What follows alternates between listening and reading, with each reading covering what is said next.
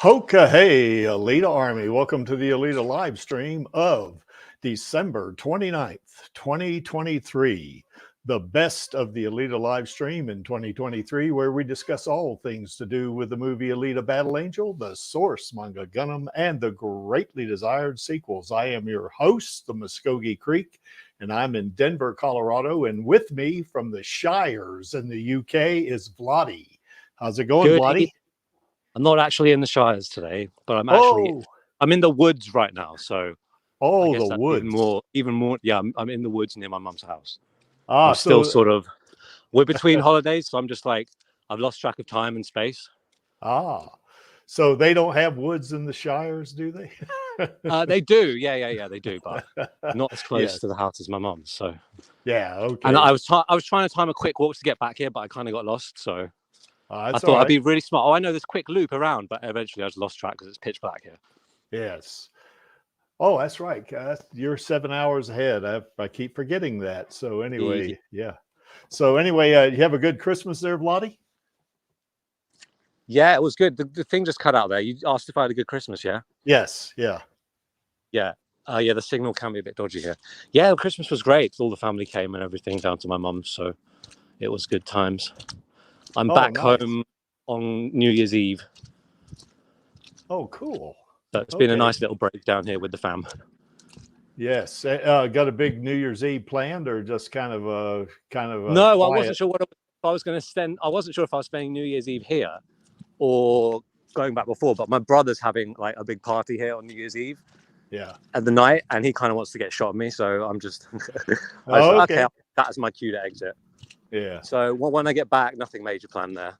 Cool.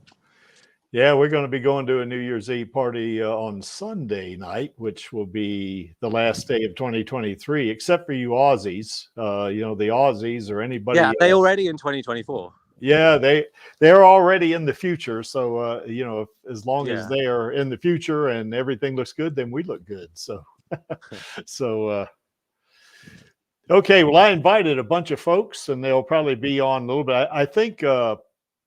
Channel, or is it not Channel, but Matu can't make it today because she's with her family traveling for New Year's, I guess. So she's not going to make it, but that's all right. You know, we'll plug on regardless. We're blessed to have her when she does grace us with her presence. Oh yes, her and Channel both, and Kran. You know, Kran's been really busy lately, so she hasn't had much of a chance, you know, to participate with us, but. You know, I mean, Kran is great. When any of the three of them or all of them on at one time is really a nice time, you know. So, okay, well, I know one thing: things are doing real well here in Denver. We've basically, you know, we had some snow on Christmas Eve, which was really cool. You know, we had that. Oh, and so lucky. Yes. All we've had here is just rain and misery. Well, we had 2 to 3 inches. So, oh, there's Channel. There's Channel does not exist from Poland. Hello, Channel. Did you have a good Christmas? Yeah. How about you? Yeah. Pretty good. So, how are things there in Poland? There, Channel. I mean, there was snow right before Christmas, but it all melted. Oh, that's a shame. Really, like it melted within a day. At least you had some snow. Creeks had snow as well. Yeah. I'm up here in wet England. Poor me. Yeah. So anyway, I'm moving to Wi-Fi, and I'm going to switch to my tablet. So if I do cut out, I'll be back in a minute. Okay, no problem. So how was your Christmas there, Channel? Something really crappy happened in my family, but I don't want to air it to the entirety of the internet, and that's the thing that kind of dominated the holidays. Oh gosh, I'm sorry to hear that. My Christmas day also involved some arguments between my brother and my mom. Not like people getting mad at each other, that too, but mostly someone's health problems, and I don't want to air a relative's health problem all over the internet. Yeah, of course. Well, whatever it is, I hope they get better. And I see that Angel there is overslept, so he's not going to join right now, but he says he'll be on in a little bit. So it's cool. He's just permanently sleeping. Yeah. Well, he's always late, so it's all right. So it's no problem, you know. So anyway, I had a good Christmas as well. You know, it certainly was better than last year's Christmas, where Solly died on Christmas Day, and I had to go visit my sister-in-law in the hospital. So we had Christmas dinner in the hospital cafeteria. So that was not a good Christmas last year, but this year is pretty good. So, you know, we had a family get together and that sort of thing. It was really nice. And we even had a kind of a little pre-Christmas party, I guess, on Christmas Eve. I guess we had a pre-Christmas party. So, and it snowed the whole time, and we just it was a good Christmas, I think, this year. So. Okay, so well, anyway, I guess before we get on to the main topic, just want to remind folks about the sequel petition. There it is. I guess that link you see below the image there is down in the chat. So if you have not signed the petition yet, please do so. It looks like we got about 15 signatures. It looks like, something like that. 10 to 15. I'm not sure exactly how many we had last week. So we're plugging right along. You know, we're still adding signatures every week. And that's a good thing, because that's going to remind Disney, you know, that, we definitely want to have that sequel. And this is the objective look at it. This is how many people want a sequel, Disney. Over 178,000. So just the optimal version was if Alita was made by someone other than Disney. Yes. Yeah, I think that's the thing that we're all battling. Certainly the merger or Disney buying out 20th Century Fox definitely is a factor there. But hey, we're just going to keep plugging away at it till we get it. You know, that's kind of the way I like to look at it. And as I said a couple of weeks ago, you know, you want to put a nail into a piece of wood, you just keep hammering it until it gives in. So that's the way it works. So we're going to keep doing that. You know, we're going to keep after Disney until we get the sequel. And we got the Hero Arm campaign, and we've added a little bit of money since last week on that. I don't know exactly how much from last week, but I do know, you know, we do have almost about $3,950 odd in the bank, something like that. So, you know, we, yeah, that's right, Angelus. The nail that sticks out gets hammered. Yeah, that's right. That's an Aussie thing, I guess. So, yeah, we all get hammered from time to time, isn't it? Yeah, that's right. Oh, Vladi, you're in there twice. Can I get rid of the other one? This is getting out of hand. Now there are two of them. So I'm going to kick that one out of the studio. Did you get one of them with your phone and one of your computer or something? Yeah, I just switched to my tablet. And I couldn't resist the opportunity for a Star Wars prequel meme. So yes. So anyway, I don't think but there's somebody in chat may have. Okay. But anyway, there's the link you see below the image there, and there's also a tip jar down in the description below the image you see there and there's also that link is in the description, and no amount is too small. So and here, I guess starting next week, we're going to start pushing a couple of things. We're going to start pushing the sequel petition and the Hero Arm campaign. You know, we're going to start pushing a little harder, you know, because we've got the 5th anniversary coming up of Alita, you know, so we want to kind of make that thing accelerate get momentum into that anniversary. So a lot of things come together on February 14th. So there you have it. You know, we're going to barely a month away, Freaky. We're never going to be ready in time. Yeah, we are. We're going to be ready. I've already contacted the videographer and he's ready. So, you know, he definitely is. And well, we haven't even started a campaign to raise money for the plane yet. Well, that's part of this. I mean, yeah. So what I'm saying basically, we need to do that like ASAP start of next year. Yeah, and that's going to be next week, right? Because Monday is January 1st, unless you're in the future like Angelus and Maxie are, and it's Tuesday. So, of course, you know me, I can't stop panicking. So when you do see this, when you see it posted on social media, yes, I was about to say this, Angelus. And when you do see this, for one thing, we do want to definitely retweet this or repost it, you know, so, you know, the word gets out and, you know, everything comes together. So be on the lookout for that on social media. And just to address to what Vladi was saying, right now we're still looking at a re-release type post, but we're going to talk about this next week. You know, we've got a little Zoom call scheduled, you know, by some of the principals here, I guess you would say. And we're going on Monday, right? Yes, that's on Monday. And okay. we're going to talk about whether we're going to just focus on Alita sequels or if we're going to, you know, kind of make this a re-release. So I don't think the re-release is the right idea. I think we should just try and do something for the sequel. Well, we're going to make a decision on Monday, so that'll help us, and then we can start going for it. So keep your eyes open for that. Channel, do you think we should push for a re-release in the cinema or just push like Alita sequel? Like, why haven't they announced Alita sequel type stuff? Okay, I'm looking at from my perspective. If a re-release happens, it means nothing for me because it won't be in my country.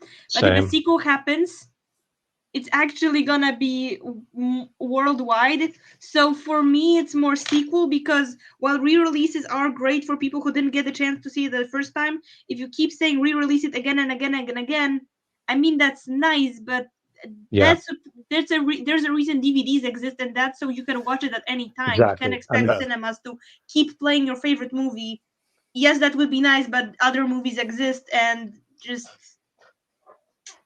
yeah, still I agree paying with 10 all that. times more for a singular viewing experience. Well, we're going to make this a data-driven thing because Charlie Smith has gathered some data on this in terms of the number of movies that are going to be playing in the first quarter and stuff like that. So we're going to kind of use that as a discussion point, you know, and we may not make it a re-release. We may just make it a, hey, it could be something like, let's not call it a re-release. Let's just get it back in the movies. Or we could just say, hey, Disney, give us our Alita sequels. You know, we might just do that. But we will make a decision on Monday. Maybe if there's one more re-release, I do think would be great, is that like a month before the sequel comes out to remind people what the first movie was. Yeah. Well, exactly. what I do think will happen on that is probably when the sequel does come out, James Cameron will probably oversee that one, because that's what he did with Avatar 2, is that he re-released Avatar 1 about 2 months before Avatar 2 came out. So, and I think he added a little bit of what was deleted from the last one, I think, which is what I think he would probably do with Alita, you know. So, but we'll keep our eyes open for that one. By the way, Channel, do none of those theater chains that you see up there exist in Poland? Let me look through them. The first one does. FN Cinemark Australia. No, definitely the one with Australia and the name doesn't. Okay. Phoenix might, as I'm not sure. Cinemark might, probably doesn't. I don't recognize any of the others. Okay, yeah. Well, a couple of them up there, I guess. View Cinemas. Angelus, no, the main in England. The main cinema chain in Poland is, I think, Cinema City.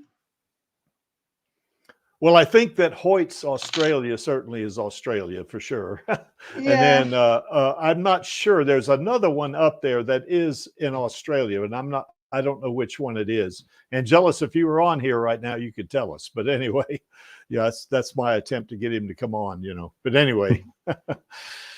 So I Googled Helios, Cinema City, Cinema Lumiere, Cinema Planet, Multikino. Those are the popular cinema chains in Poland, but I've only actually seen Cinema City and Multikino like in multiple places. So maybe the other ones are just popular in different parts of the country. But those are according to Google, those are the main ones, and I could confirm that Cinema City and Multikino are in fact all over Poland. Well, you know what? If we do this, and we may not do a re-release. We might just key on sequels. You know, we might just do that. That's what everyone's waiting for. They're not waiting for a re-release. We're not waiting for a re-release. We've all got it on Blu-ray. The problem with the re-release is if you release, like Charlie says, not hardly any good movies come out in 22, 24. If you release a movie in like a dead spot for movies, a lot of the time people just aren't thinking about the cinema, especially when it's like a movie that came out years ago.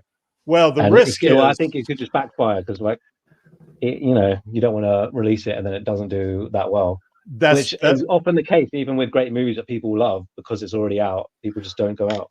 Well, that was going to be my point, is that the risk is doing a mass tweet like this that falls flat on its face, and Disney takes note of it and says, this is not, you know, we should just go ahead and make a decision just to put Alita in the queue, you know. Most people only go to the theaters because the movie isn't available at home. Yeah. So anyway, there you have it. I think it's a bad strategy to try that again. We've already had the re-release.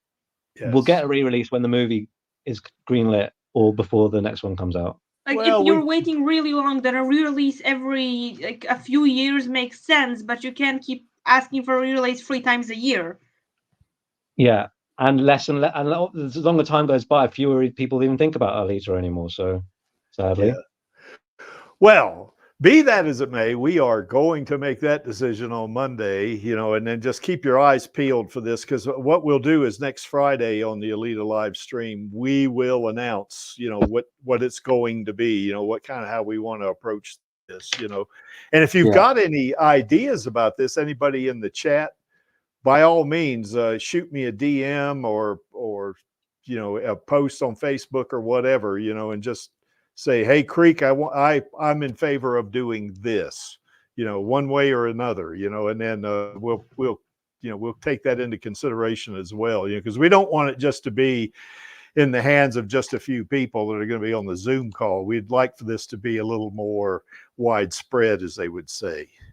So, but you're going to be on the Zoom call, aren't you, Vladi? Yeah, should be able to, unless something comes up. Well, Channel, I could send you a Zoom invite too if you're up for it. At what time is it? I'm not sure. I'd have to go back and look. What did I say it was there? Let me go look real quick. And what day? Because if it's either like 4 a.m. or during my college classes, then I can't go for obvious reasons. It's going to be on Monday, and it's going to be 2 hours before this. So what time is it there in Poland? So currently it's midnight. So 2 hours before is when the 10 o'clock mainstream would start. So it's not that bad. So it's okay. Okay, so I'll send you a Zoom invite as well. How about that? Okay. So if you want to join us, you can. If not, if you got something else, that's fine. That's the day before classes start. Oh, okay. Well, you're going to need your sleep or what? I mean, I don't know. The meetings don't go on as long as the streams. No, okay, so I'm going to be cool. So I'm going to be fine then. They don't. At most, it'll go for an hour. At most, and it's probably going to be less than that. Yeah. Okay. So anyway, keep your eyes peeled for this, folks, or as they say in the Pirates of the Caribbean, keep a weather eye out. So, that used to be an English term too, didn't it, Vladi? An English phrase. I literally have no idea. I couldn't even remember it from Pirates of the Caribbean when you said that. I was like, what is that from the movie? Well, I'll tell you where that came from. This is when I guess William Turner told Keira Knightley, Elizabeth, I guess, because he had replaced Davy Jones, and he was going to come back in like 10 years, or 10 years at sea, 1 day on land, or something like that. And he told her to keep a weather eye out for her. So anyway, that's what he said. So I don't know. So I've forgotten what you were referring to now. Yeah, well, that's sometimes. What are we keeping a weather eye over? Well, keep a weather eye open for this tweet is what I'm saying. And next week we're gonna say what it is, So yeah, we'll probably be deleting all those cinema chains. Sorry, Creaky. Yeah. If it is just the Alita sequels, we won't have all the cinema chains on there. We'll just want to make sure that we have Disney and that just one hashtag Alita sequels on there. We should just bomb every single tweet that day of Disney's. We need answers, damn it. Exactly. We should. If you do more than one hashtag, it won't trend. And for some, they got the algorithm set up some way where it splits up, I guess, the credit or whatever it gets for a hashtag. So if you have like 10 hashtags, it's only going to have 1/10 of the effect, I guess. But anyway, if we keep it to one hashtag, it'll work. And if we just have Disney, of course, you could have as many at Disney, at 20th Century. You could have as many of those as you want. It doesn't matter, and we may come up with that as well, and put that in the tweet. So, but anyway, we want Disney to know that we are still here. And I'm going to be contacting the airplane company next week and get them to kind of do this again. Sky Ventures is what the name of the and we're going to roll out the old banner, guys. That's right. And I'm going to contact them next week, next Monday, to get them ready, because whether we do a re-release tweet or we do just Alita sequels tweet, their banner is not going to change. The banner is going to say Alita sequels. Okay, so either way, so we can go ahead and get them going, Well, I don't know. They won't use the same banner, I don't think. We could have a different message. Well, I think if you just had Alita sequels, or we could, I think the more letters you put on the banner, the more it's going to cost. So, that's another thing, we have to keep in mind. And if you put too many, it might not be as readable. Yeah, that's right. You can have a readable sign with a lot of text, but it takes a bit more work to Make it Yeah, look it takes good. it takes them longer to put it together, and it costs more and that kind of thing. Do thing. we even need to use the hashtag anymore? Could we just not do Alita and then the number 2? That would be really cheap. Well, if you like, Vladi, we can talk about that on Monday as well. Yeah. You don't want it to be too small.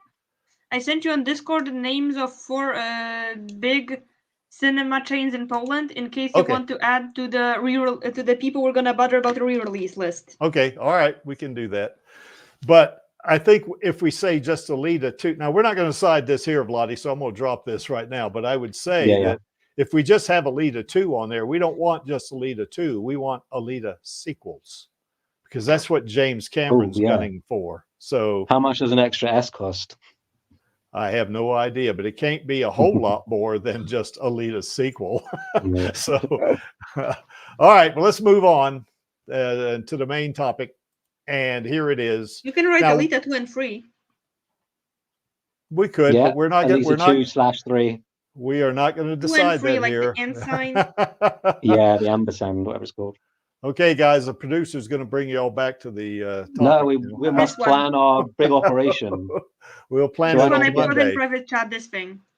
We will plan it on Monday. I need to book my flights to Los Angeles. That's going to be expensive, Vladi. Okay, so anyway, what I've done here is that, of course, Angelus and I have, done a lot of these streams from day one.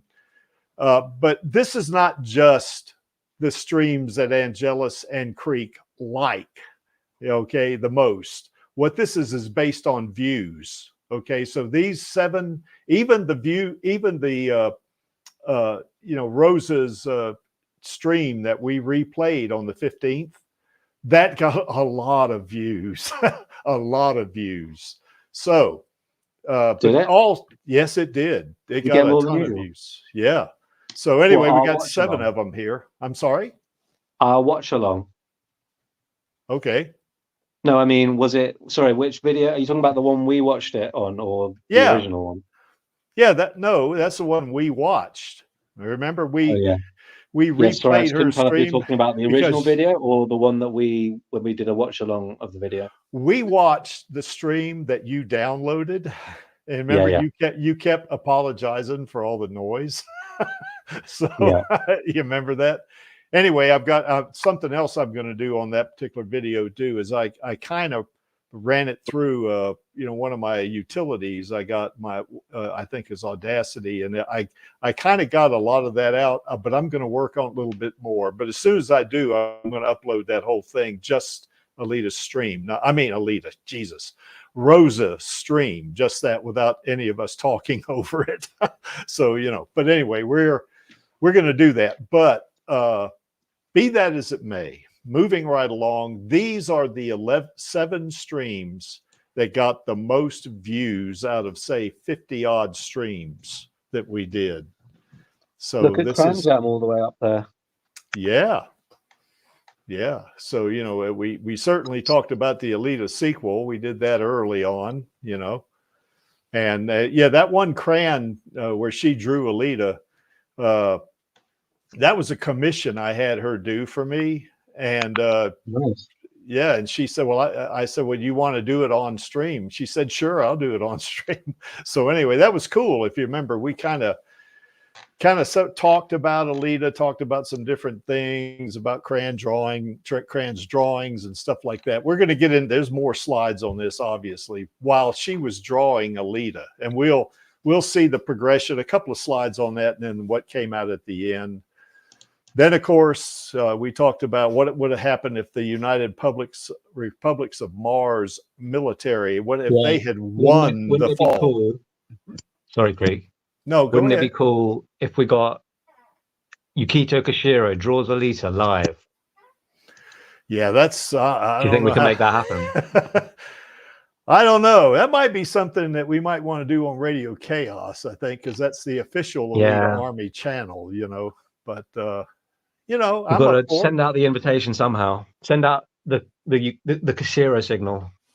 I don't know how we do that. I don't know if he's got a Twitter page or not, or not Twitter X or whatever the shit you call it these days. He's only got his website. Yeah. On his website, yeah. Does he have a blog on that website? We could maybe. He does have a blog. Yeah, he's always blogging about his pugs. Cool. Legend. But he doesn't speak very good English, so that's going to be a challenge for him. It doesn't matter. It would just be ASMR to hear him talking in Japanese. I reckon. Anyway, the one fall, I guess one stream we did in August, it was what would happen had the military won the fall. What would have been the results? Then certainly in October we talked about, what other genres could Alita be in, and we kind of did something like that a couple of times before, but mainly with superhero movies. For her, but and how she would fit in, say, the Justice League, and how she'd fit in with the Avengers and so forth. But here we kind of expanded that a little bit. More general. What the genres were, and then of course we had the why is Rosa Salazar perfect to play Alita. We had that stream in November, as well as Angelus's birthday celebration. That got a lot of views. That means. Angelus, you got to get your ass on here in the next few minutes, or else you're going to miss out on your thing. So, yeah, that's right, Angelus. We definitely want to have an Alita cinematic universe for sure. But nothing like weird and cringe like Marvel does it. No, we don't want that. No, we want it to be more in tune with the manga. Is kind of what I would like to see. Yeah, just adapt different stories from the manga. Exactly.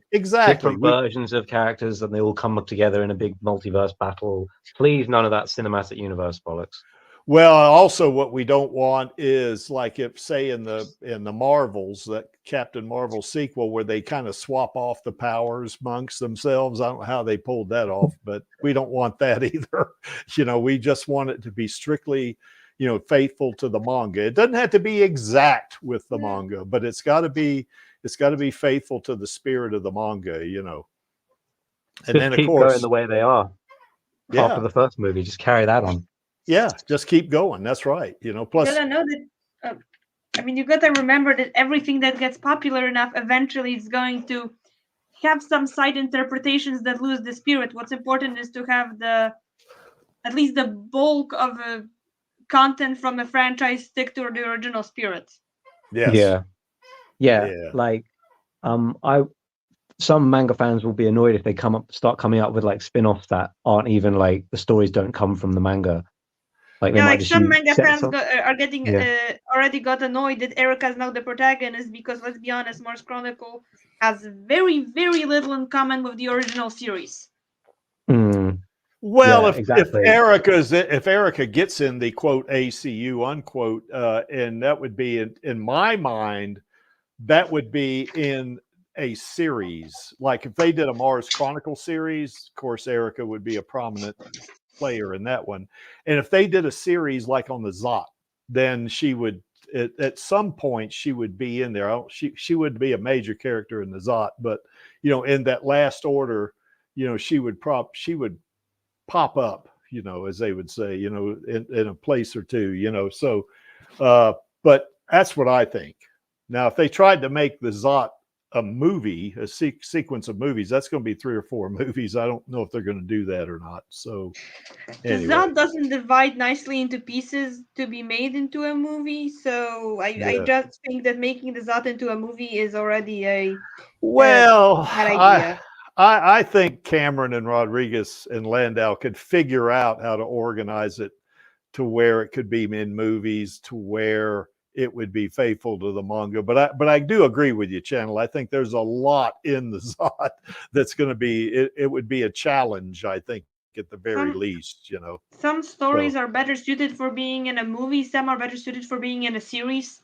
Yeah, I agree with that. Because the movie would either have to cut out all the things that aren't super plot related, meaning you just rush for a super complicated plot without any chance to breathe, or if you want to keep those things in, then you get the movie the length of Lord of the Rings.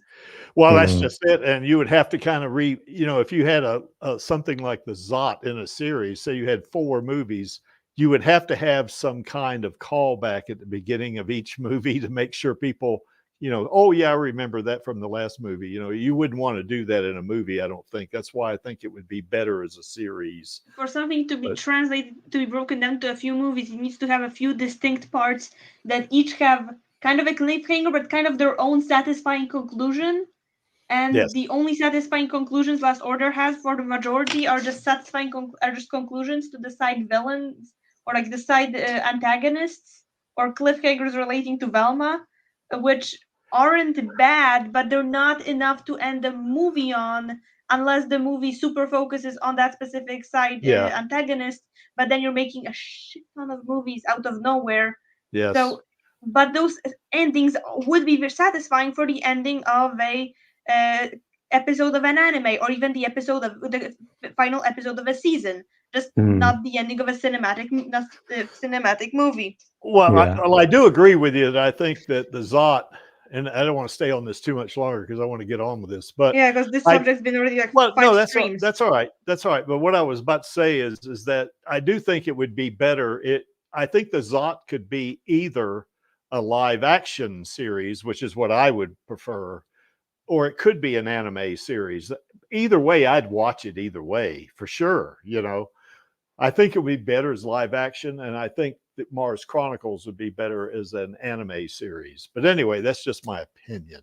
I think I believe you that Last Order could absolutely work as live action, but I still think it would work better animated, because this type of batshit things that happen there would have to be animated anyway. So it's a question of, is it CGI or is it animation that's not trying to hide its animation? Yeah. I think it would look better as like a 2D or 2D 3D mix anime, but that's just my opinion. Yeah. I'd watch it either way, and as good as they're getting with motion capture and CGI, I would bet you that James Cameron could pull it off. I think he probably could, but I don't think James Cameron would be directly involved to a great degree anyway with a series. I think he's already said he's open to an Alita series, but I think he's wanting to concentrate on movies. And Robert Rodriguez could do the series, and he would be great at that too, as well as doing movies. Anyway, moving right along, Angelus, you better get your ass on here before we get down to your birthday celebration.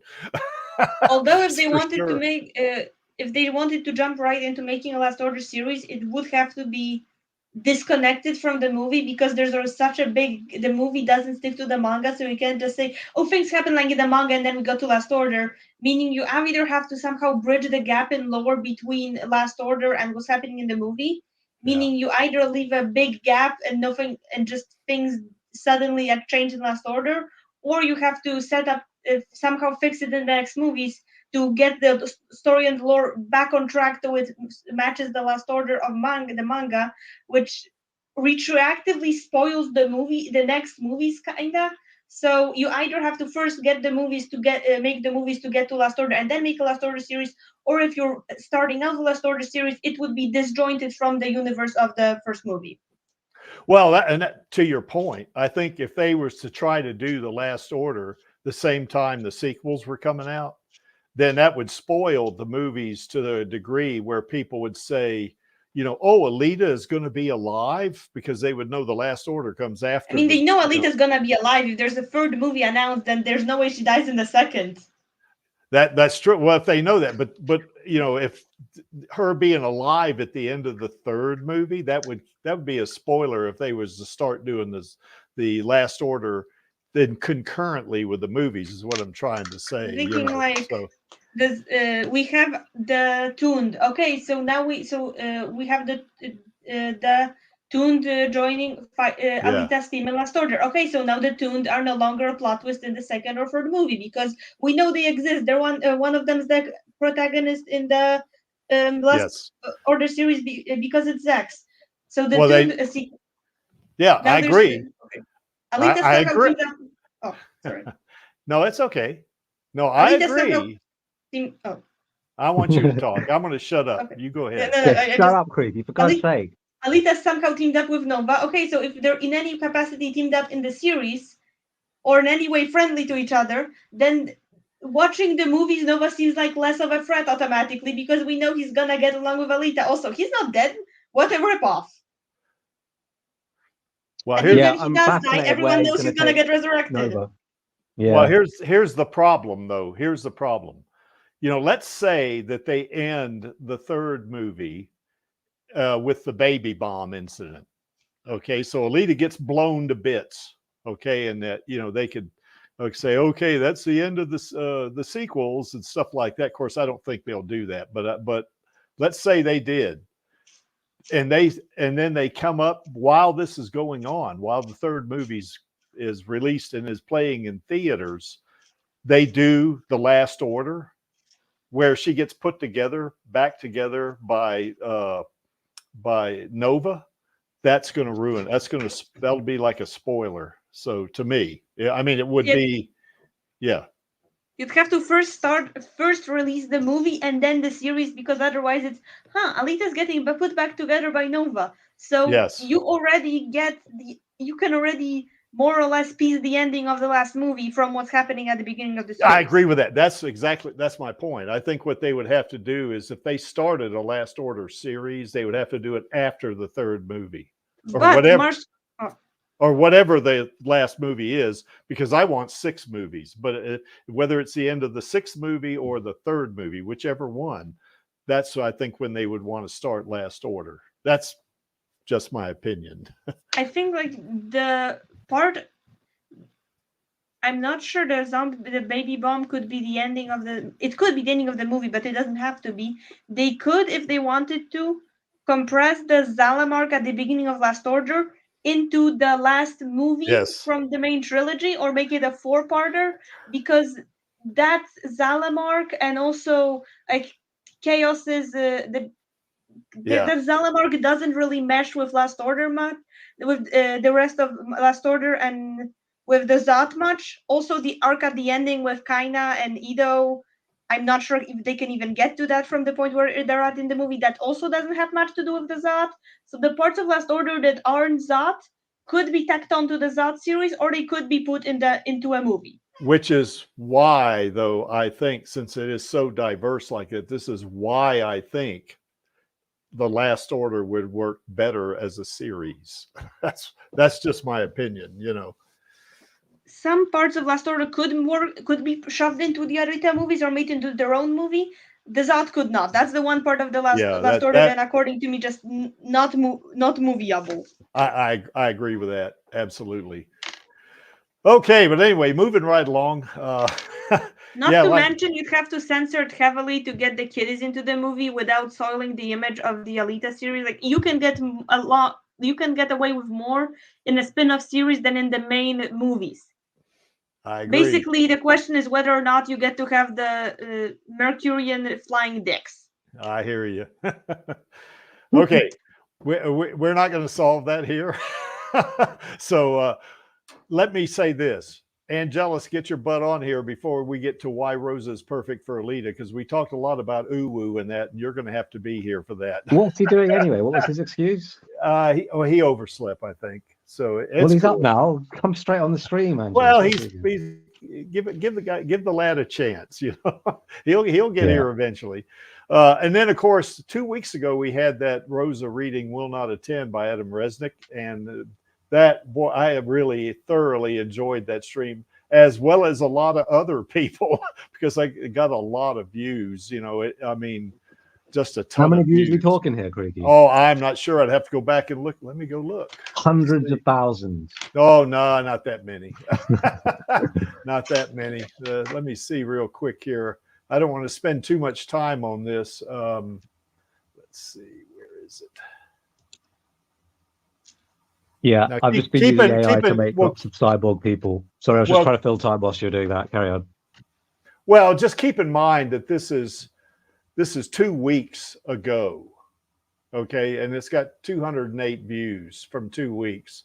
Now, here's something I didn't realize. This picked up a lot of views that I didn't realize it did when I was putting this together, is that last week's stream got just a few more views than that. So we might talk about that one as well. So, you know, but it's not certainly not on the list, because when I was putting together the presentation, it didn't have as many views. But it was that last week, you remember, was what would Christmas be like in Iron City? You know, so we might revisit that. Okay. Anyway, that's kind of what we're going to cover. Now, of course, on the 13th of January of this year, we discussed which did we think would come first, a sequel or a series. Now, remember, this is before James Cameron came out with, you know, hey, I've sold my house and I'm working on an Alita, you know, Alita, he said sequels, plural. He said the new Alita Battle Angel films.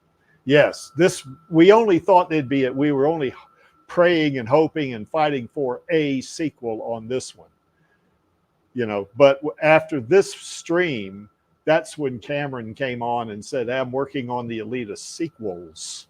A few months later, yeah. Yeah, that's right. So anyway, it was in summer, basically, when he said that. Here's why Angelus can't do it. He's got family there, and the folks are sleeping, so he can't. Oh yeah. You know, he can't wake them up. That's a good excuse, Angelus. We'll let you off the hook. So, but anyway, you know, we came up with some ideas of why we think we're going to have a sequel, because Avatar 2 did really well, you know, and the fans absolutely loved it. Certainly all of them, Cameron, Landau, and Rodriguez, and Rosa, all want Alita 2 to happen. All of them. Everybody wants Alita 2 to happen, apart from like a couple of Disney execs, it seems. Exactly. You know, even a lot of the actors want Alita 2 to happen. Ed Skrein was just saying how he's like screaming for the Alita sequels. Yeah. Well, we all just need to, like, I don't know, like scream in Bob Iger's face somehow. Well, that's kind of what I took away from that, is what he was doing. He was letting the public know, because he was actually pitching that Rebel Moon thing, you know, at that point. But of course, him doing that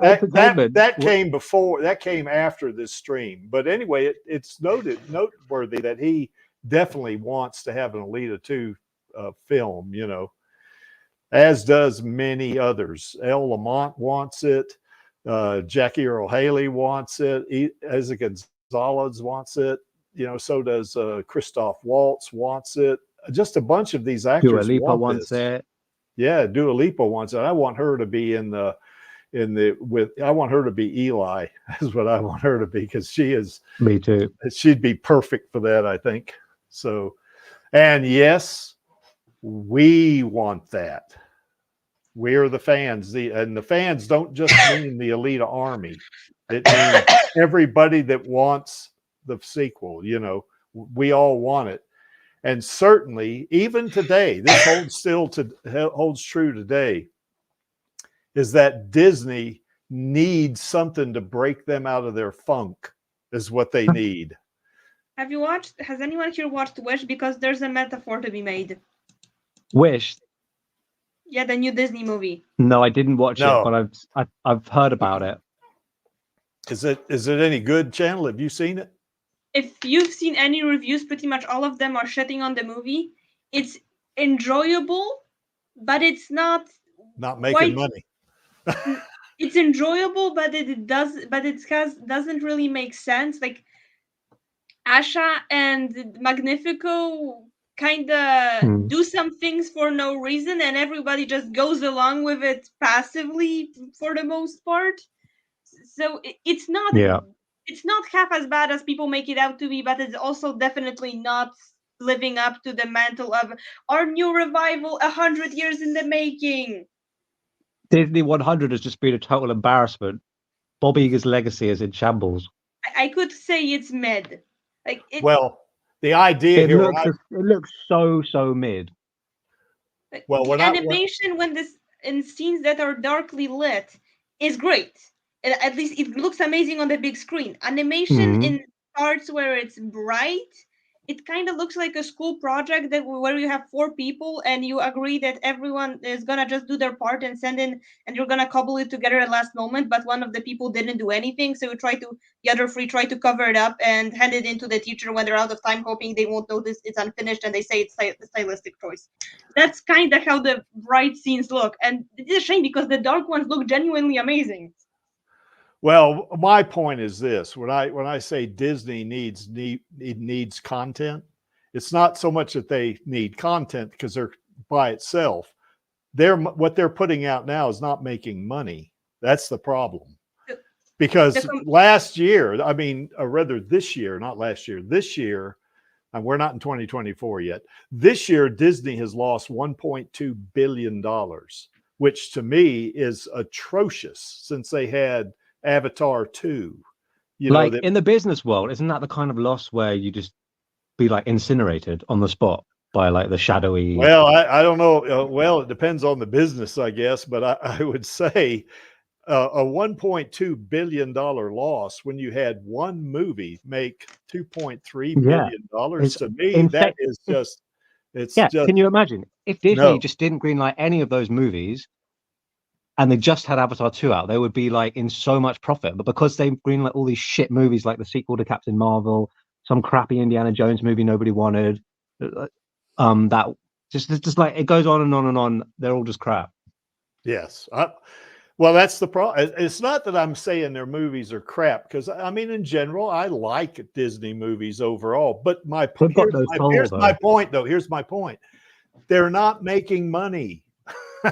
That's my point. You know, if they're not, well, exactly. James Cameron knows how to make money. Exactly. That's my point. You got. That's why it makes no business sense for them to like get rid of another franchise, which is from him. Can I say the comparison now? Yes. Sure. I want to know this. The movie's villain, like the Thing, is, I'm not sure if this is a spoiler because of how long the movie's been out, but the people give them his wishes, which turn into like something like a glassy ball, and it turns out that's part of their soul. And he grants some of those wishes, and he keeps those wishes in his observatorium. He only grants the ones that are clear and safe, and he doesn't. And the other ones just sit there; they're never gonna get granted. And he doesn't give them back to people. He just collects them. But because he doesn't give them back to people, their memories of those wishes are erased. So they can't in any other way try to make those wishes come true without his help. You either when you trust him, he either helps you or you're screwed, which is a pretty good metaphor for Disney, that they're collecting IPs and people's hopes for them, only working with the safest ones that they're most comfortable with, and keeping all the other ones locked away so nobody else can touch them. Exactly. Yeah, they don't want to take the big risk. Like this is like, it's a wish that will almost certainly give them money, but because they think it's safer just to bring back Indiana Jones it's just like so silly. Which is, and it's just proven. It's been proven this year that they were wrong to do that. So why hasn't Bob Iger realized I made a big mistake? No, you go on. I was ranting about themselves in their own villain. Exactly. So Bob Iger is that guy in Wish. What's he called again? The villain? Magnifico. I need to do a tweet about that. Well, here's a couple of things I want to bring up here. Right now, Rebel Moon, their tomato meter is 24%, and their audience score is 62%. Don't get me started, Creepy. Well, I'm just telling you. This is what I'm saying. No, because critics, they freaking hate Snyder in the similar way they hated Alita, and they're just completely trying to sabotage it.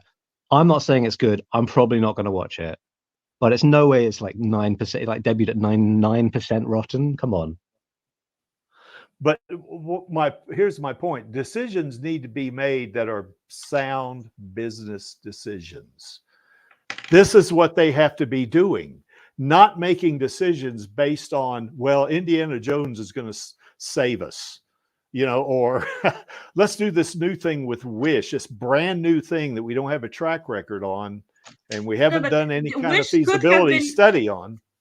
Wish could have been good because they had concept art that was actually not trash, and the thing that fell flat was that they were scared to do it. They were scared to make their villain evil. Their villain's barely evil for the first half of the movie. Then he gets possessed and he acts drunk. And for the last part where he's actually being evil, everything he does and turns out to be reversible. And he has no solid motivation other than I want to keep power. But the things he's doing are self-sabotaging, which isn't pointed out as his fatal flaw. It's just he evil now. He used to be good. He evil now because evil book. Well, that's great. That's great that Wish might be a good movie and all that. I have no problem. No, it's not. No, that's not. You're missing a point. No, I'm not. They had good ideas and they were scared to execute them, so they just ended up making the most bland. Someone described this movie as aggressively inoffensive, and it still manages to offend everyone. He just wants to pander. Like I'm so glad South Park ripped him a new one in the culture. That was beautiful. Well, here's what I'm talking about. I'm not talking about this subjective stuff. Wish has grossed $148.4 million worldwide. You know what their budget is? Their budget is 175 to 200 million. They lost money on that. I'm not saying it did good. It absolutely did not do good. I'm saying that the reason it did terribly isn't because it's experimental, but because it's just rehashing. It's because it isn't. It's because it was tried to be, but then they just went back to rehashing everything they already had. Exactly. Okay. I agree with the outcome. We're all on the same page here, because that's a fact. The outcome is a fact.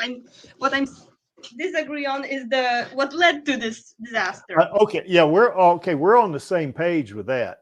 But what I think that people, the execs at Disney, I think what they're doing is they are making decisions based on not based on data. They're making decisions based on what they think is going to work. You see what I'm saying? That's what I think they're doing. Now, I could be wrong about that because I have no inside information about Disney whatsoever. But to me, it appears that sounds suspicious the way you just said that. Well, I'm sorry. I don't mean to raise up on suspicion here, but I'm just saying. I have no affiliation with Disney whatsoever. I promise you. Yeah, well, I don't. But here's the thing: they're not. To me, it's like. Now, I'm once again, like I say, buddy, I don't have any inside information on this, obviously, but it just appears to me that they are not making data-driven decisions. That's what it appears to me. Okay, it's like giant corpo stuff. Who knows what's going on there? Probably some like crazy stuff that we don't even know. Well, anyway. It is what it is, and here's why we think an Alita series is possible. Of course, we love it, and the anime fans. Now, the anime itself, didn't do as well, I guess, as the movie did, but it's still watchable. I mean, it's still pretty quite good a cult. For the 90s. It's got a cult following of its own. Sure, it does. And of course, back when this came out, when we did this stream, Rodriguez was pitching an Alita series, or at least he said he was going to. I don't know whatever happened to that. Cameron said I don't think he explicitly said that. Series. I'm sorry? I don't think he explicitly said that, Rodriguez. Yes, he did. That was in one of those videos that I guess Rosa did. Remember that one guy asked Rosa he said as part of his question, that Rodriguez said if Boba Fett was successful, then he was going to pitch to Disney and Alita. He said, he might. He said he might. Yeah. Yeah, and I don't know if he did or not. So you're right about that. So I don't know. But at this point in time, when we did, it seemed very vague. It didn't sound like. Well, it seemed like he was going to, though. At this point in time, remember this happened at the beginning of the year, so we didn't know what we know now. And of course, Cameron is not going to, he doesn't want to do a series, but he said he was open to Disney doing a series, but he wouldn't be directly involved with it. And of course, once again, Disney needs content, content that will make them money. Disney needs to learn the phrase quality over quantity, because they do have content. Just channel. A lot of content. Yeah. that does making as much content as possible so fast does not lead to good quality of that content. Exactly. It just means a lot of content is made. Every 6 months, Bob Iger comes out and says, in like his investor thing, we're going to focus more on quality over quantity now. We promise, guys. And he says the same thing every 6 months, and it just nothing ever changes. And he doesn't do it. They try it's to totally cover insane, like how he just gets away with lying every single time. Well, in his defense, what he may be trying to do that, but you know, it seems to me though, you gotta kind of ask the fans what they want, what the people that go to movies, what they want to see. That's what you want to do, is ask them, what do you want to see? And we've been telling them for ages, and they don't care. Exactly. Exactly. This is the point where having a monopoly on everything entertainment is biting them back, because they're trying to cover all fronts. Like, well, let's do something Star Wars, something Indiana Jones, also maybe more Disney princesses.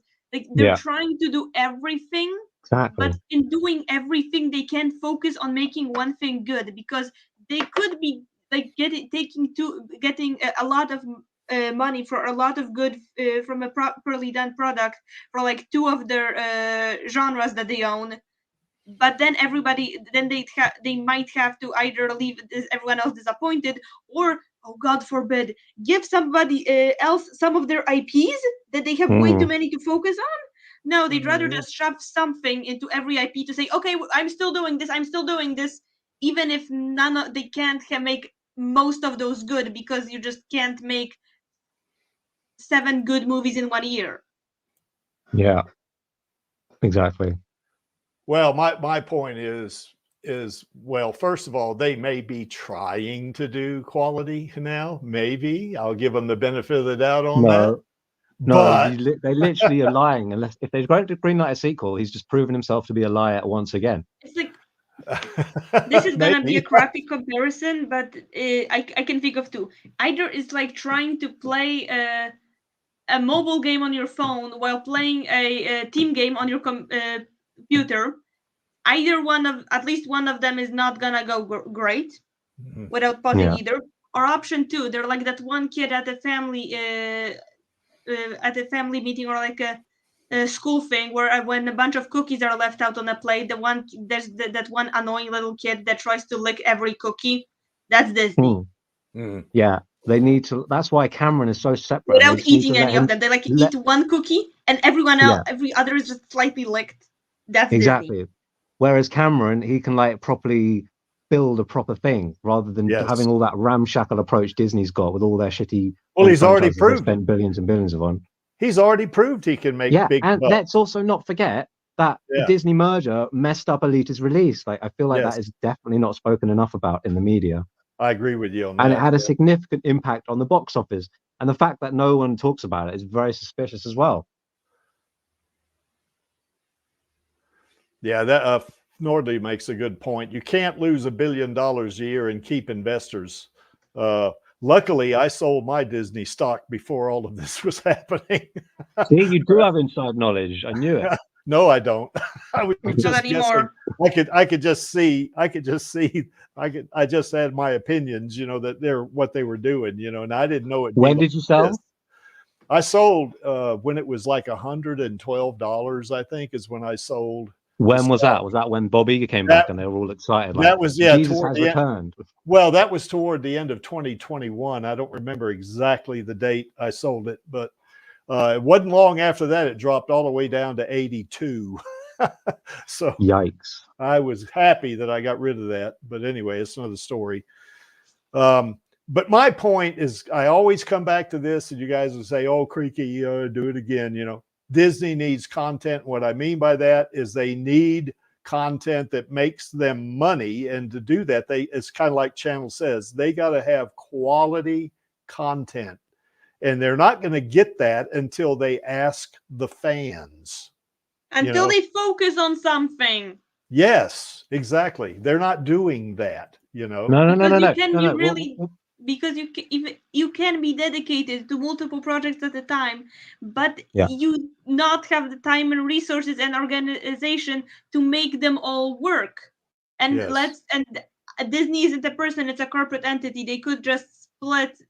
They could just sell off some of their franchises that they're not that are less interested in using, or they could split into some kind of sub company to handle some of the franchises that don't match their main brand. Well, it's kind of like Nordley was saying, that they could be broken up or partly sold off. So, I mean, if only. Preferably sell off the part that has Alita in it.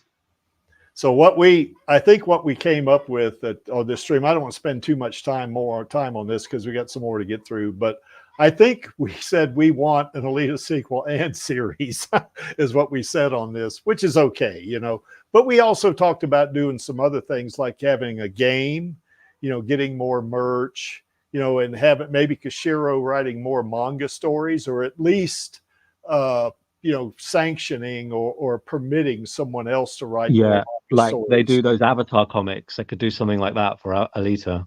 Yeah, I think so. Kishiro could like sign off on the stories and things like that. Yeah, he could do that and get some money out of it too. So you want to absolutely for him. Yeah, we all got to get that Disney money. Disney don't have any money. They don't, but they do. Obviously, they're one of the biggest entertainment. Well, they are the biggest entertainment corporation in the world. Yeah, they are. Yeah, they are. So, and maybe I don't know. I'm not going to get into whether I'm being too harsh on them or not. But you're never too harsh on Disney. Exactly. I'm taking this opportunity whilst I can. You have to. There's a difference between being harsh on a person, being harsh on a small company, and being harsh on a corporation with a monopoly on entertainment. Yeah, a giant evil corporation. Well, they need to maniac leader. It's okay to be a bit mean to. People have feelings. Corporations do not.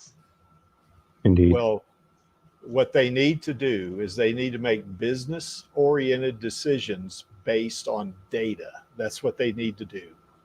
So what data is that? I have no idea. I don't work in that industry. Anyway, moving right along, because I want to get past that.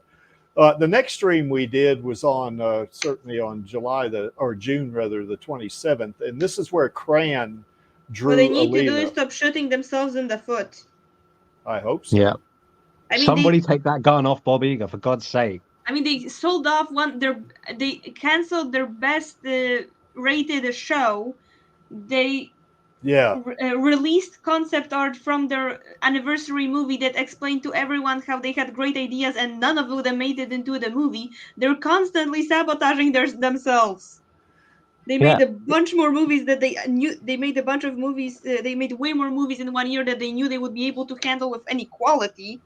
This is constant self-sabotage.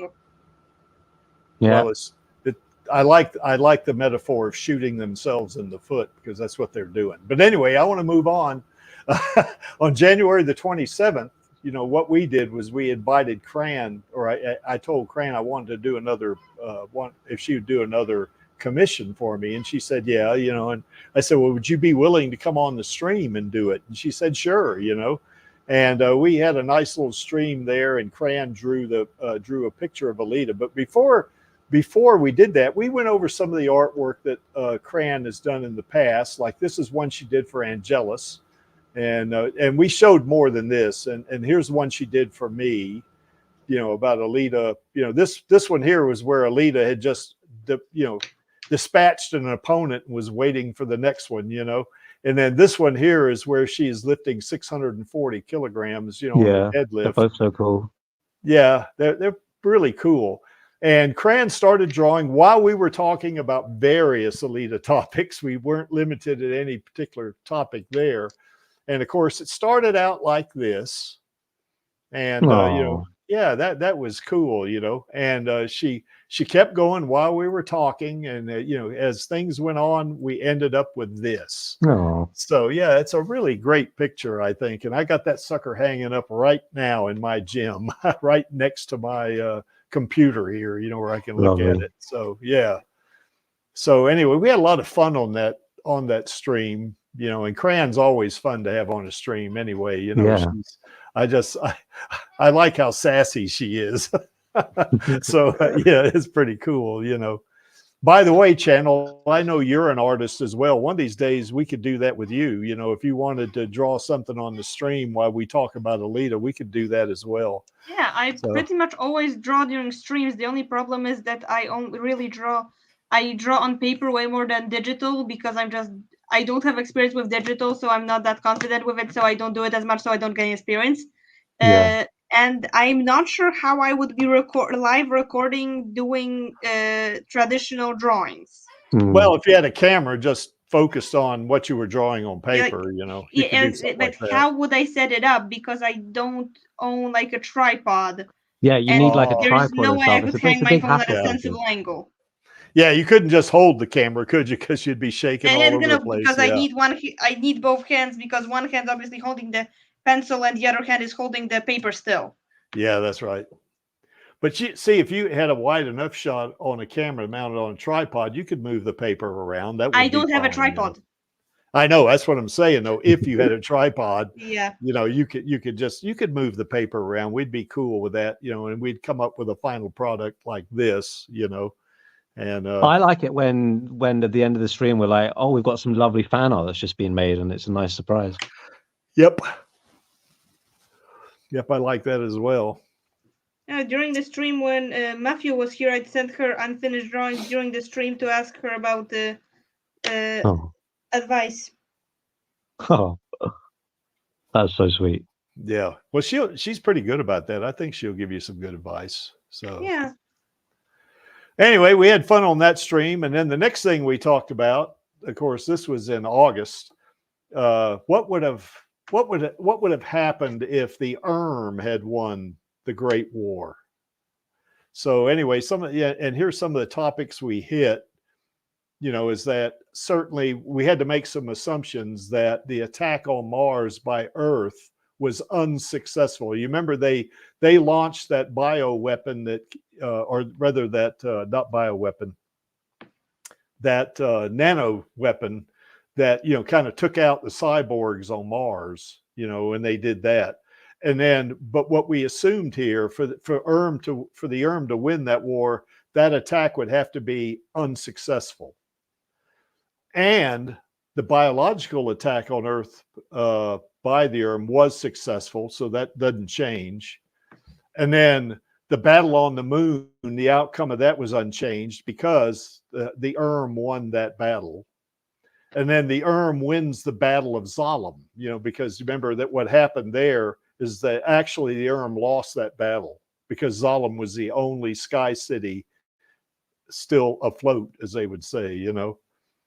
And then after that, we talked about how would that have changed the, you know, those four assumptions there or conditions. If it was to happen in that way, what we decided was that, of course, Alita would have been very different in the 26th century, even if she had survived, because you remember that attack on Earth from the movie was 300 years. So it was in the 23rd century. So, you know, if she was still alive, she would be older. Now, she's a cyborg, of course, so she could probably survive it, you know, anyway. But her name wouldn't be Alita. It'd be Yoko, you know, just like it was when she was in the military, you know. Yeah, go ahead, Channel. Yeah, but going back to what Tumblr user, I'm pretty sure, watching Behind the Eyes said, Yoko probably would not be alive anymore because even if she's a cyborg, a human brain can only take so much. I'm assuming Nova in the movie is still alive because biochip, so computer works as long as it works. Yeah. But a human brain, I read somewhere that in optimal conditions could function for like up to 200 years. So even if you manage to keep a brain theoretically kind of alive and indefinitely, like, the brain's not gonna be working all that well anymore. So you just get that was a berserker with really. You don't want to have a berserker with dementia. Well, the whole thing we discussed there on it. We discussed those very points on this thing, and we said, okay, if we assumed that the technology had advanced to the point to where those nanites could keep her brain at a very efficient level, in other words, not like now, but it could keep repairing her brain where she had sort of like biological immortality, you know, to a degree, maybe not biological immortality, but extremely She's long not biological lifespan. anymore. Yeah, well, exactly. At that point. And you remember in Last Order, she had a chip. So she could have got a chip. Who knows? We had that discussion as well, you know, that if she was still alive, not, you know, if Also, she would not be Alita, because remember, Ito named her Alita, but she was Yoko, you know, in the so she wouldn't be Alita at all. She would still be Yoko, and she would probably have the same mentality that she had when they fought the war. Now, Maxie brought up the point that, you know, as people get older, they kind of chill a little bit, you know. Also, she was 17 during the attack, so yeah, that's exactly. That's not the difference between a 20-year-old and a 30-year-old. That's the difference between I just stopped being a child and I am a soldier to an adult. Yes. And she probably would change mentally. You know, she probably would, because everybody changes. We also thought that it's possible that maybe not in the 26th century, but it could be that she would, if she was still on Earth, she would be part of the military's occupation force. You know, in other words, they're going to keep Earth in line, you know, for that point. Now, if she was still alive in the 26th century, perhaps she would be on that occupation force, or she could just go back to Mars. You know, I mean, it would depend, you know, or even if she was still alive, that is. We also discussed about how Jeru and Zalem would be very different if they were not destroyed. You know, if they let them stay up, you know, they let Jeru stay in geosynchronous orbit and Zalem attached to it. If that was the case, it would be a very different situation, you know, as the way it was, you know, the way it ended up in the movie. And we also agreed that Nova would probably be dead, or at the very least, he would be incarcerated in such a way that he is not going to escape, you know. So that's kind of something we talked about there. But one other thing we also came up with was that the of course, winning the war, they would probably deal with the Barjack much more harshly than Zalem did, you know, because, you know, as long as the Barjack didn't attack Iron City and Zalem, then they kind of were just out there. But I have a feeling, and I think we talked about this to a degree, that the would seek them out to eliminate them because they wouldn't want any kind of insurrection or any kind of rebellion on their hands after fighting a war, you know. So anyway, that's kind of what we chatted about there on that one. Any thoughts about that, you guys? Any of those points? No, it all sounds really cool. So what's the situation in the factory? It's in the Iron City itself be that different? Well, it wouldn't be different in that they would still supply if Zalem wasn't destroyed, that is. Yeah, so they would probably supply Zalem and Jeru just like before, but they would be under the factories and the farms would be under the control of the not Zalem. You see, that's kind of what we thought there too. Does that sound reasonable to you guys? Yeah. Because, yeah. Sorry, when it gets to like lore discussions like this, sometimes I half tune out because I don't want to like be spoiled. You know what I mean? Yeah. It reminds me of something I wrote like a long. No, that was in 2022. I last edited in 2022. Like an AU write out that of possibilities that.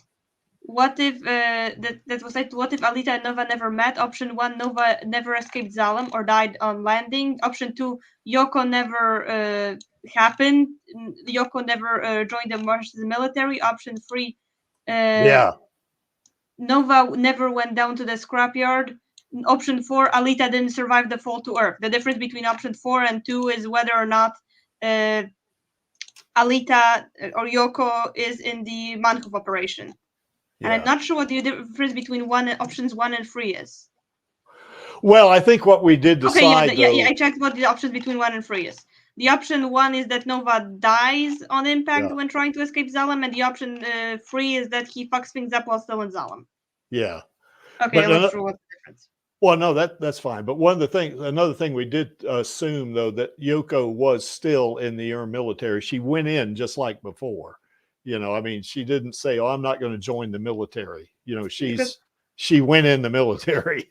I don't think it was her choice, though, whether to join or not. That's right. That's right. If she didn't join if she didn't join the military and the won, then we have a story so completely different. Then there's just not much to. Well, probably the outcome. It'd be interesting, but it's not Alita. Well, yeah, exactly. The would still, I mean, giving these conditions, the would have still won, but Alita wouldn't have been involved. So, you know, probably Erica would have taken her role. Probably, yeah. That's a good point. Yeah. Now, we didn't discuss that here. We didn't discuss Erica being part of this, although Erica was probably part of this, because if they had both joined the military and they fought together, they probably would, probably Alita or Yoko wouldn't have killed Erica. They would have just both been in the military and fought together as, soldiers, although I do think Erica was on a different squad than Alita was. But anyway. In the manga, Zirkov argues that Yoko was annoying because she was always clinging to Erica. Yeah. So that means that for at least a time they had to be in the same squad for Yoko to have the opportunity to constantly cling to Erica.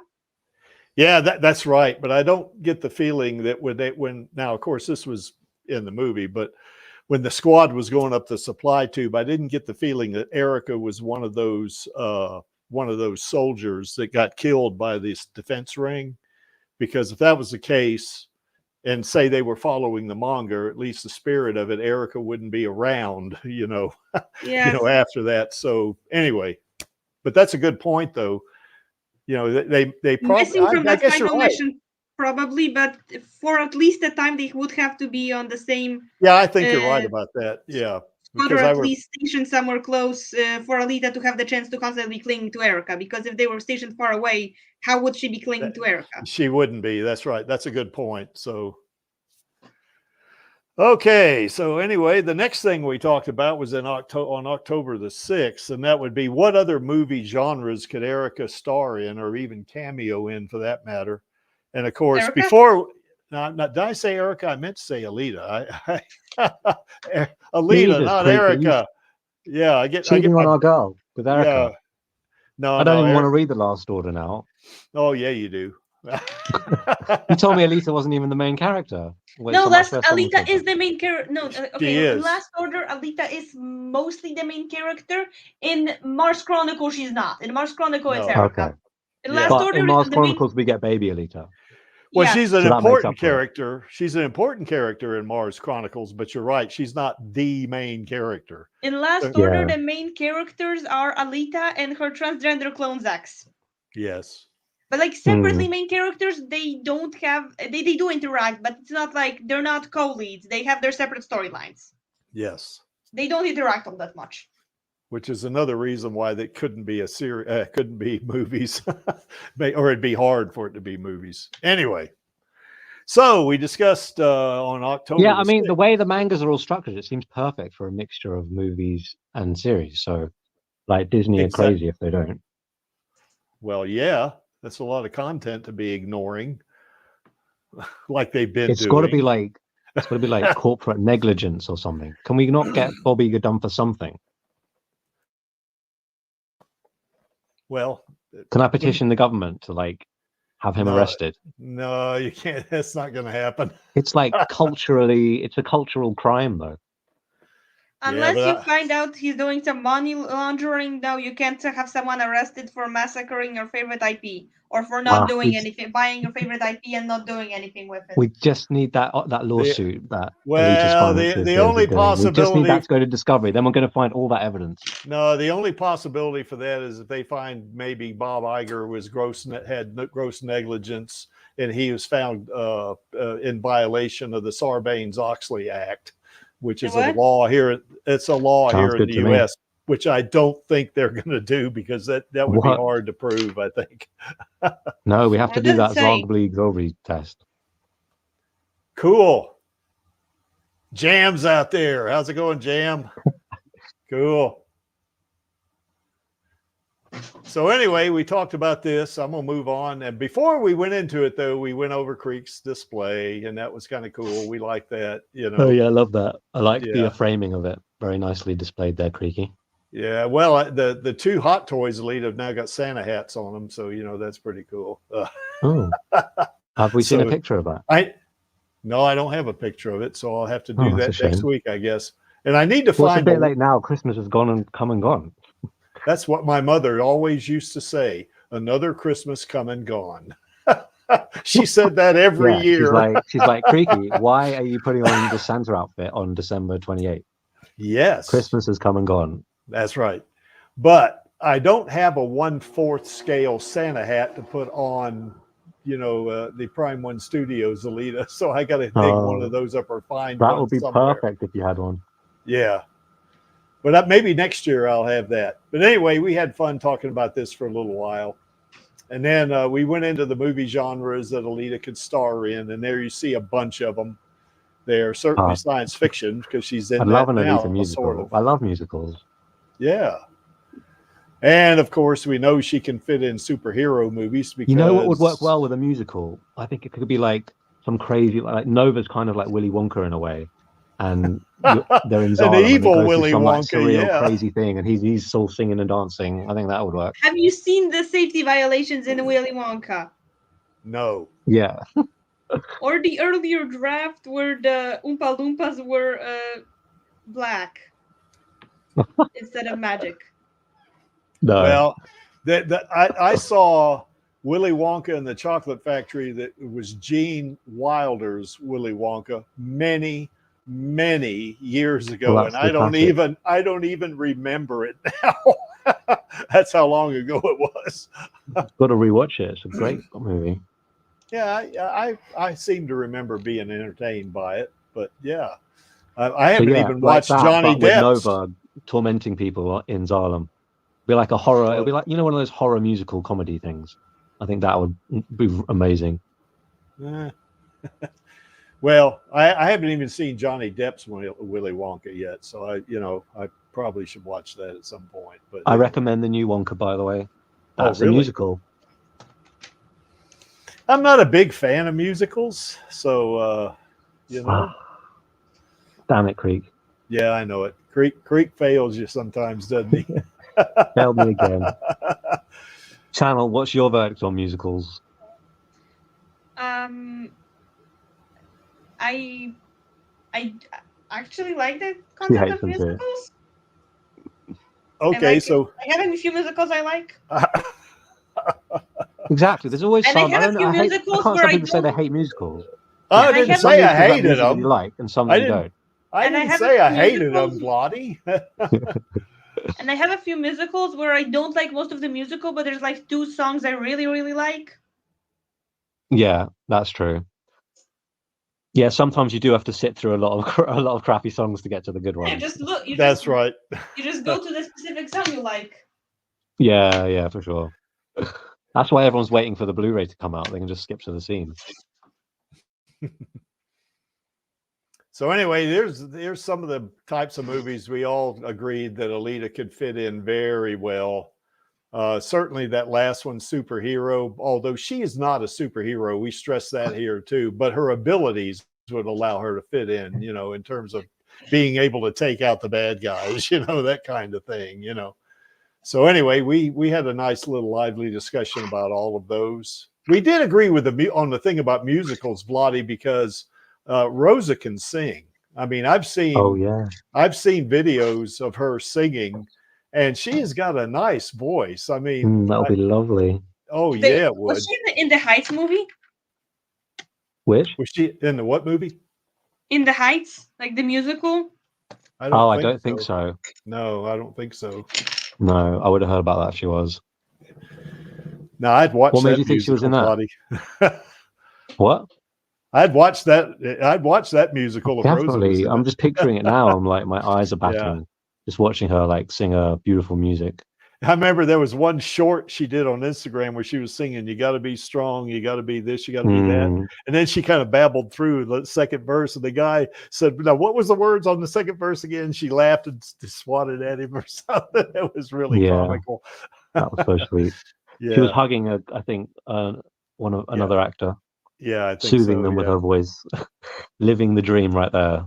Yeah, that's what we all need. Please come back, Rosa. Yes, we do. What do you mean by this jam? Main speakers, I guess. I don't know. She plays a violin. Yeah, well, I've seen the pictures of her when she was younger. Yeah, and she plays guitar too. I mean, at least I saw her playing. She was singing "We Wish You a Merry Christmas" and playing like she had a little travel guitar that she was playing. Yeah, you know? I think it was like ukulele, wasn't it? Was it a guitar?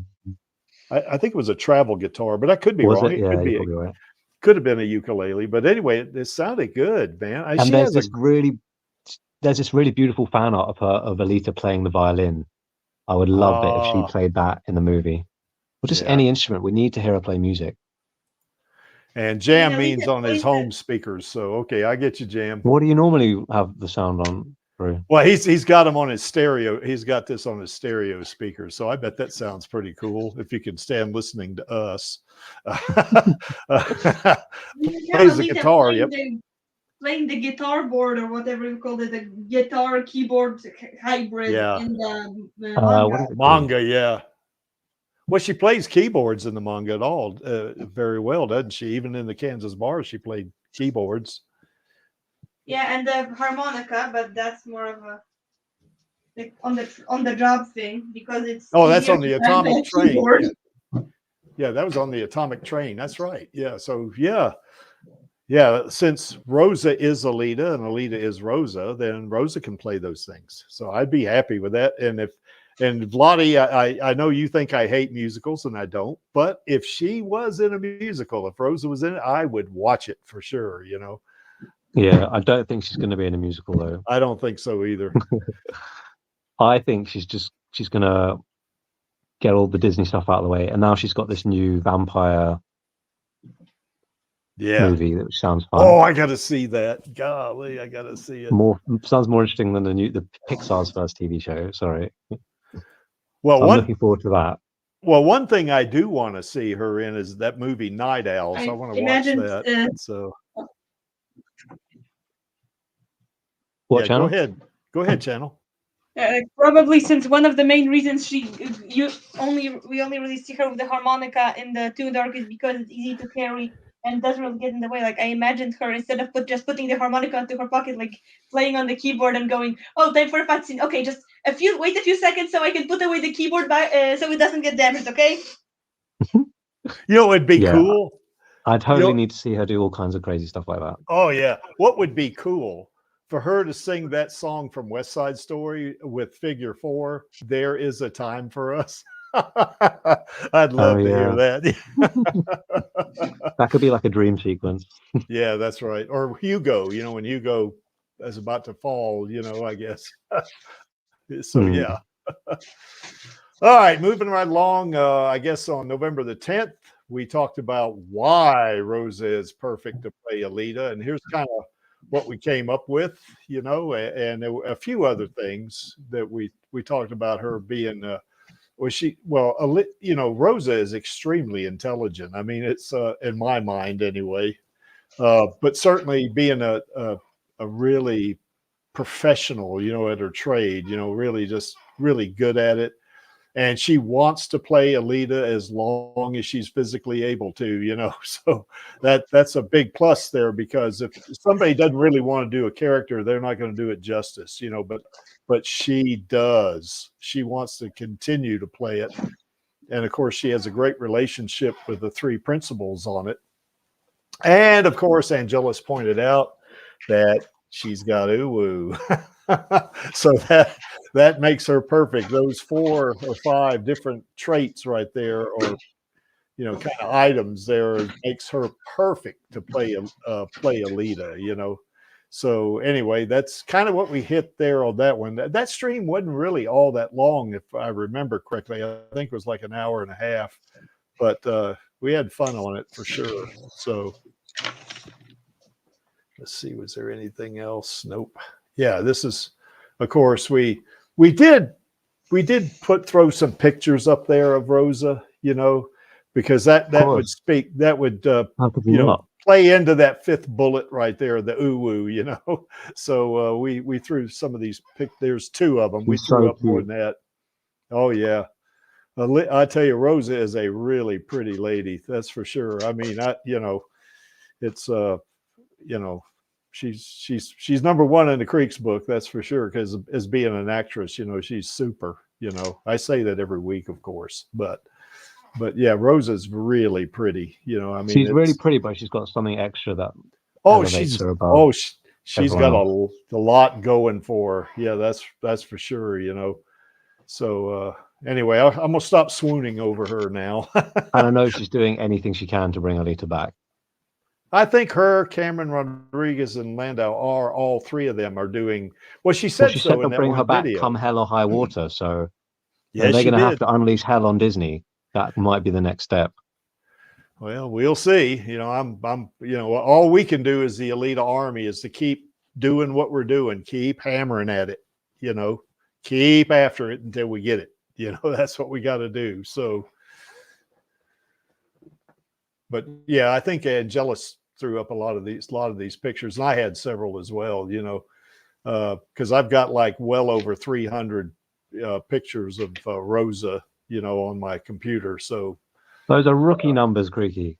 Yes, I know they are, but how many have you got, Blotty? I have no idea. It's got to be thousands, in the thousands. I have no idea. I don't even want to say. I couldn't even possibly speculate. Well, I like to do these, you know, every time I see a picture on social media, I like to download it because I use it later on in a video, you know. Same. Not to mention I'm the a fact complete that digital hoarder. Well, I don't know about being a hoarder, but I like to download them for two reasons. Number one, she's extremely pretty, and I like to, you know, download those pictures for that. But also, I like to put them into videos, you know, set it to music, you know, and that kind of thing, you know. Yeah, that's right. As long as they're staying out of all your dodgy folders, Creek. I don't have any dodgy folders now. I don't have any of those. So, of course. Yeah, Jam's pleading the fifth on that Fifth Amendment. That's something here in the U.S. You know, if you don't want to ever want to testify against yourself if it incriminates you. So he says, no, I'm not gonna say how many. We hear you, Jam. What were you gonna say, Channel? I'm sorry. Yeah, most of the manga panels I have saved as images are for art reference, and a lot of them are a bunch of them are of Nova, because he is weirdly hard to draw without ruining it. Like, the glass is easy to draw, just the face and the expressions are hard to get. And for some reason, when I draw him, he often turns out instead of looking like a man, he just turns out looking like a really ugly woman. Well, he does, doesn't he? He does. He looks almost kind of androgynous, but in a way that he kind of just looks like an ugly woman. Yeah, he does. Yeah, he does. Yeah, with that wild hair, you know. Yeah, he does. I'm not sure if it's the body type or the absolute lack of facial hair or that haircut. I'm not sure what does it. Possibly that haircut, but something does it. I wonder if all that evil that he has in him has affected his looks. Okay, so anyway, that's we decided that Rosa was perfect to play Alita. Of course, we decided that. And last week, or not last week, I'm already jumping ahead here. On November 17th, you know, that I think Angelus's birthday is the 15th, I think is what it is. And, you know, we kind of wanted to just, you know, heap praise on Rosa and Alita like we did on that previous stream. We got a lot of views out of it. And of course, some of that was the same stuff. She's a great actress, which she is. She's pretty. Certainly that uwu thing is kind of redundant, I think. And we actually asked, what does Angelus want, of course. And I think he had sent me a DM or something like that that gave me some ideas. But certainly he wants to see more Alita. He wants to see more Rosa. And, anytime you want to talk about Rosa or Alita, you're going to be talking about Uwu for sure, And of course, we looked at a ton of photos and even some videos, which I didn't have those here, but here's just some of the photos that we threw up there, that of Rosa, that one on the far left in the upper right left-hand corner up there. That's the most recent picture of Rosa. And I think that's from like 3 or 4 months ago. And that was at some conference, wasn't it, Vladi? I can't remember now. That was, I think it was some awards due. Oh, an awards thing. Yeah, that's right. So anyway, every picture I ever see of Rosa, she's just beyond beautiful. She is just really, really good looking, so just super pretty. So anyway, and of course we all came up with, we all agreed on that, that she was certainly a very pretty lady. She's stunning. She's going to look stunning forever. Oh, just yeah, look at like Salma Hayek, Jennifer Lopez.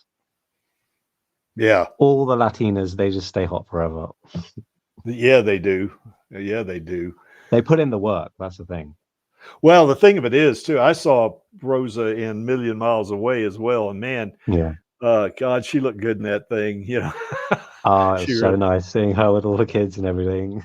Yeah, it's hard for me to picture her as a mother of 5, which is what she was in that movie, but she pulled it off because she's a great actress, and it was very believable. That scene where she was in the hospital with that baby. Her, she's like cradling the baby. I was just thinking, I'm so happy I got one of these little shits.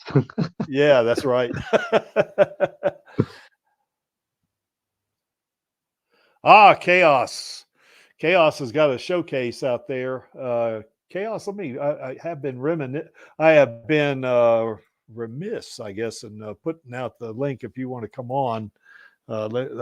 Gosh, I usually do this more often, but anyway, anybody, not just KAOS, anybody that wants to jump on, there's the link. Just click on it. We'll bring you into the stream. But anyway, yeah, that was, we had fun on that stream. Angelus really got to concentrate on Rosa's Uwu, and we had... was I in this stream? I don't remember if you were on this stream. I don't think I made it. I wasn't there to make sure you guys didn't do anything stupid. Oh, we're not going to do anything dodgy. You better have been respectful. Oh, we were respectful. I mean, certainly, we think the world of Rosa. We're not going to do anything dodgy, Of course, that's for sure. I'm just messing with you. Yeah, no, that's okay. So anyway, but that doesn't mean we don't think Rosa's extremely pretty. That's for sure. We do. So, Wait, do you have a Discord? Who has a Discord? You. Do you have a Discord, Vladi? Oh, me. Yeah, I think so. I don't really use. I've used it like a couple of times. I tried to look you up on the Alita server and I couldn't find it. I mean, I found a bunch of Vladis, but I'm not sure which one is you.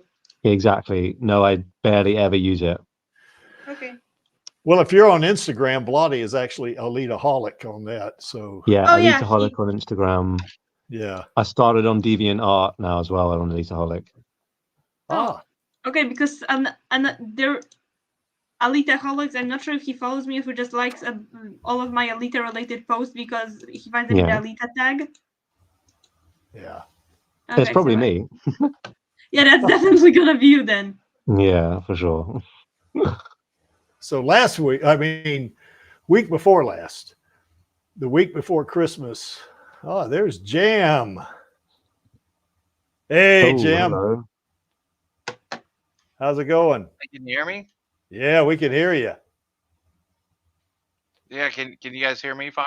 Yeah, we hear you great. Loud and clear. Yep. Oh, hey. So I don't Merry Christmas. Belated Merry Christmas. Yeah, sorry. Let me go back one here. Jam, any thoughts about Rosa being perfect to play Alita?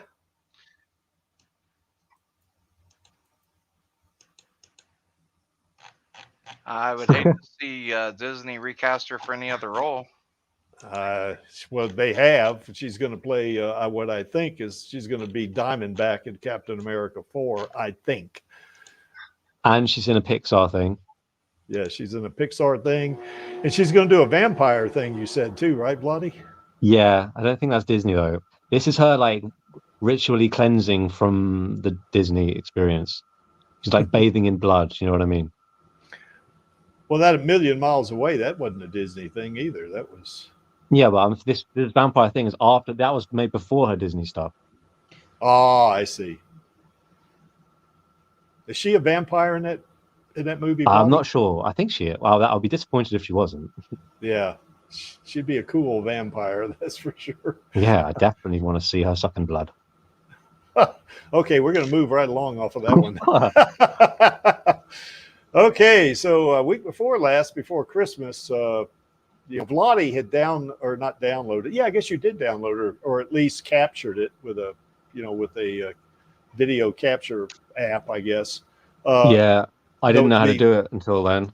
Well, that's all right, because we made good use of it. But we actually replayed Rosa's one and only live stream on Instagram, where she read this book called Will Not Attend by Adam Resnick. And I think it was one of the stories out of the book.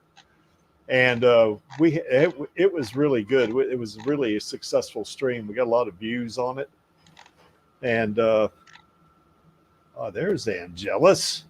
Angelus, I'm going to go back a couple just so you can comment on this. No, he doesn't deserve to see the uwu. He's late. No uwu for Angelus. So anyway, for Angela. That's right. So we had all kinds of uwu on this stream. This was Angelus's I guess that was his birthday or 2 days after your birthday, right, Angelus? So we had to talk about Rosa on that one, I think.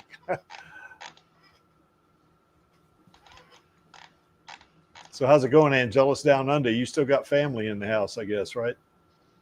Oh yeah, but they're awake now, so. Oh, okay. Although, okay. Funnily enough, I have to, in about maybe half an hour, I have to log off again. Bloody families, eh? Yeah. Well, family is family. Family's important. That's for sure. So anyway, we had fun on this stream though, because we got to see a lot of Angelus is going to show us some more uwu, I bet. Vampires of the Velvet Lounge. Here we go. Yes. Vampires of the Velvet Lounge. And who is she playing as? Stephen Dorff's in there too. What a legend. Yeah. Which is funny because obviously he plays the main villain in the first Blade movie too. Yeah, he was a vampire in that one, wasn't he? What about that? Yeah, what's this story about? It sounded pretty cool. Well, there's Stephen Dorff from Yeah, that's from Blade there, yeah. Rosa. No, I wanted to read the synopsis, Angelus. Yeah, there it is. As they are locked in a battle with a deadly foe in this twisted fairy tale, a coven of vampires struggle to come to terms with the modern world and their own mortality. Why isn't Rosa listed in the top 3 stars? Well, she doesn't have a name, so scroll down some there, Angelus. Just see. You see, she doesn't have a name. This is kind of like what they do on IMDb. When you don't, they'll either put nothing there or they'll put actress. So you don't know. Fortunately, maybe she's just not a main character. Yeah. Either she's not a main character or she's a twist character. Yeah, she'll be memorable whatever she does. Yeah, she will. She should just be in so many more starring movies, though. God, I hate Hollywood. Well, Hollywood's good because that means we get Rosa. So we just have to put up with the bad with the good, I guess. Doesn't seem to be any other information. Yeah. All right. But I might check that out for everyone. You betcha. So yeah, once again, we had a lot of fun on this stream. We got to see a lot of Rosa pictures and some Alita pictures too. I didn't include them here because most of the pictures we showed were of Rosa. So, you know. And then, of course, last week we, we did Rosa Reads Will Not Attend, and that was really cool. I got a couple of videos I want to play for you guys. But before I do it, Rosa actually did this back in 2020 during the pandemic, and some of the things that were coming up on the chat, that as she was doing this, like one of the questions she asked everybody is, who showered today? And about probably 3/4 of the people had not showered, and it was really funny because when staying at home, these people weren't showering, I guess, and to be fair, a lot of people shower in the late evening. Yeah, like that's they right. haven't showered yet today. Yeah, that's right. Yeah. Yeah, that's right. That in their defense, for sure. I shower in the evenings. Well, I needs to shower read in more the, books. I shower in the mornings. But anyway. But it was pretty big, I mean, at one point she had something like 930 something viewers. I mean, it was awesome, and That's people were just, people were eating. And this was, Lottie, correct me if I'm wrong, but this was like last minute, wasn't it? She said, hey, I'm going to do a live stream. And everybody jumped on it. So, yeah. So it was just a mad scramble. Yeah. And then she said, oh, yeah, we'll do another one. And I was like, yes, we're going to get more of these.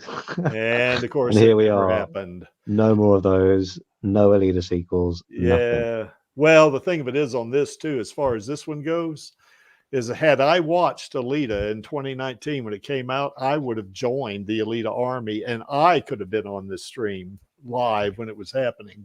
But that's one of Creek's. What you got here, Vladdy?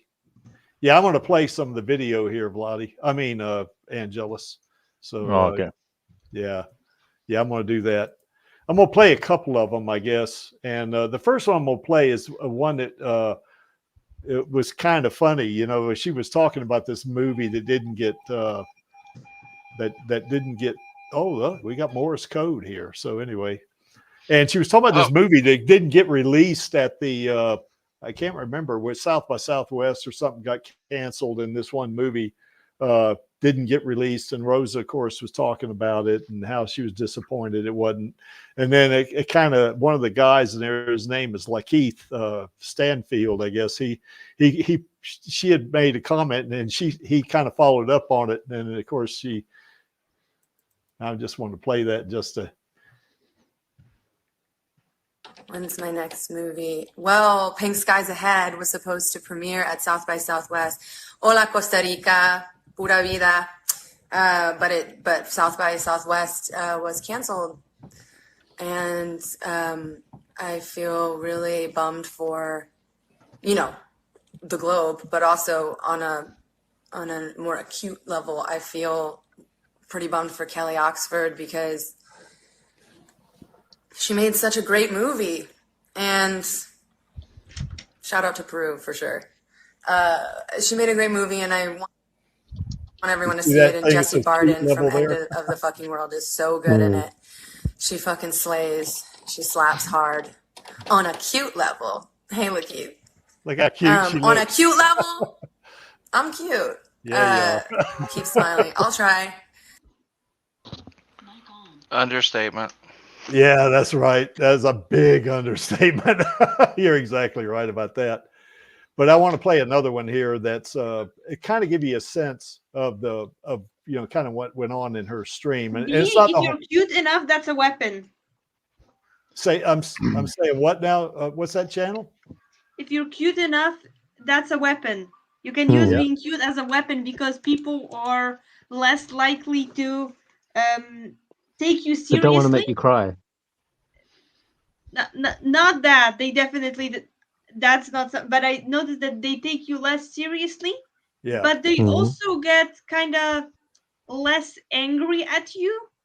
Yeah. So they kind of, they treat you more like for most of my time it counts like being treated as, there's a big difference between how cuter children and cuter teenagers are treated than in comparison to less cute children and teenagers. I'm not entirely sure how it works for adults, but I had a lot of people judge me, assume I'm younger than I actually am because I'm so cute. Well, you know what, Chandler? I bet you are very cute. So we're good with that. And so. also, I noticed just people cuter than me getting away with a lot more. So there's such a thing as if you're cute and you know what to do with it, that's a powerful weapon. Yes. Alita, maybe that's why Alita hasn't tried to get a more intimidating body until Last Order. She just wants, and even then, she still has those cute moments, probably on purpose, because she wants to stay cute. I said on the previous stream, if Alita wasn't super cute, Gundam would be a horror. This would be a horror movie. Well, yeah, exactly. what I do think though about Alita being cute is I think some of her enemies or opponents, they underestimate her because of that to their own peril. Her cuteness is disarming. Yeah, it is. They're like, whoa, look how cute she is. How could she be punching my face in? This doesn't make sense. Yeah, how could she be cutting my arm off? Stuff like that. Yeah. You're cute. So anyway, and Rosa will be using that against Disney. Like, how can they say no to her? She just has to do those puppy dog eyes and be like, come on. Just greenlight the sequels. I don't know. Cute. Do you think maybe they're too evil for that, Bloody? I don't know. Anyway, let me play this. You don't want me to answer that. No, I don't really. Let me play this excerpt from the stream just to give you a sense of what. And I'm not going to play the whole stream because it's 20 minutes long. But this is the book we'll be reading from today. Have any of you read this book?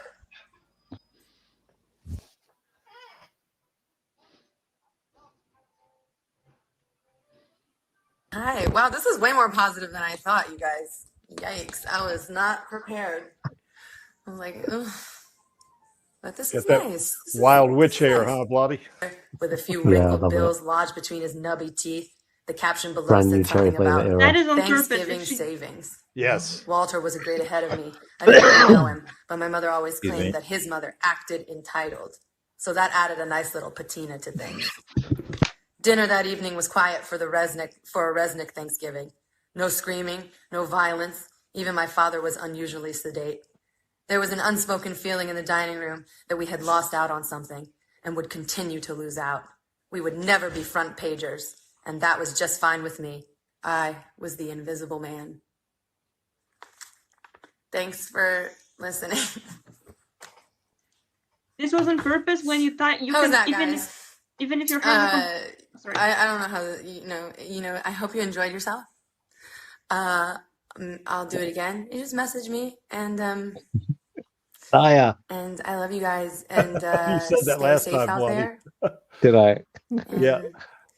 Hug your loved ones from 6 feet away. Love you guys. See, the reason why I wanted to play that very ending there is because I made the comment during this stream that Rosa really loves us, and she does. Rosa really loves, being her fans. She loves her fans.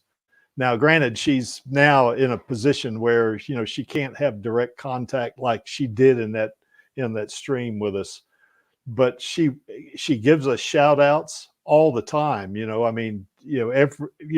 Frequently she'll give a shout out to the Alita Army, So, and that was just kind of typical, her blowing us a kiss and saying she loved us, that to me, that endears her to us quite a bit, I think. Any thoughts, guys?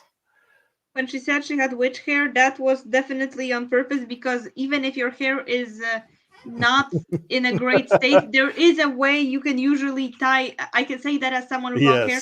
There is a way you can tie your hair where it's visible. It's not in that great condition, but it's not as visible.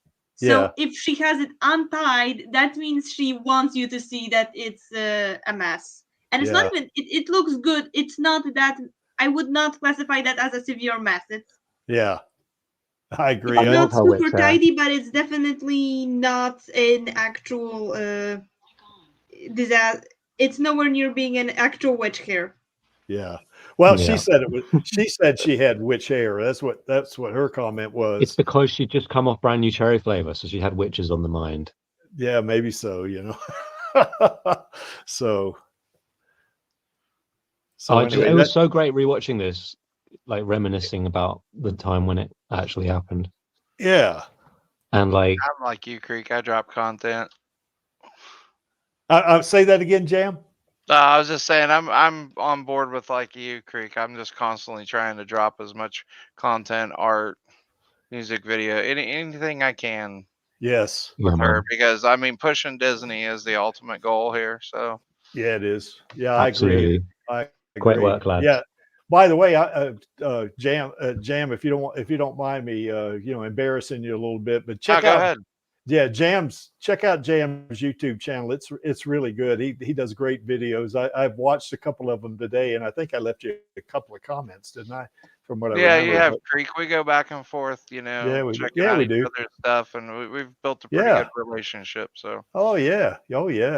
So I mean, check out Jam's. What's your handle on YouTube, Jam? I just call it Jam's theme music videos. Yeah. I don't know if you guys are in Pooley's Discord or not. It's an Alita Army. I've had other people come and pull me to other ones, and I just drop art and videos and stuff, and they can share with them. So I mean, love's definitely out there on Twitter. I have like the smallest Twitter account in the world, though. Of course, on Instagram, you see me there. Yeah. So yep. Any of my links will definitely take you to a video. So. Okay. Cool. Nice.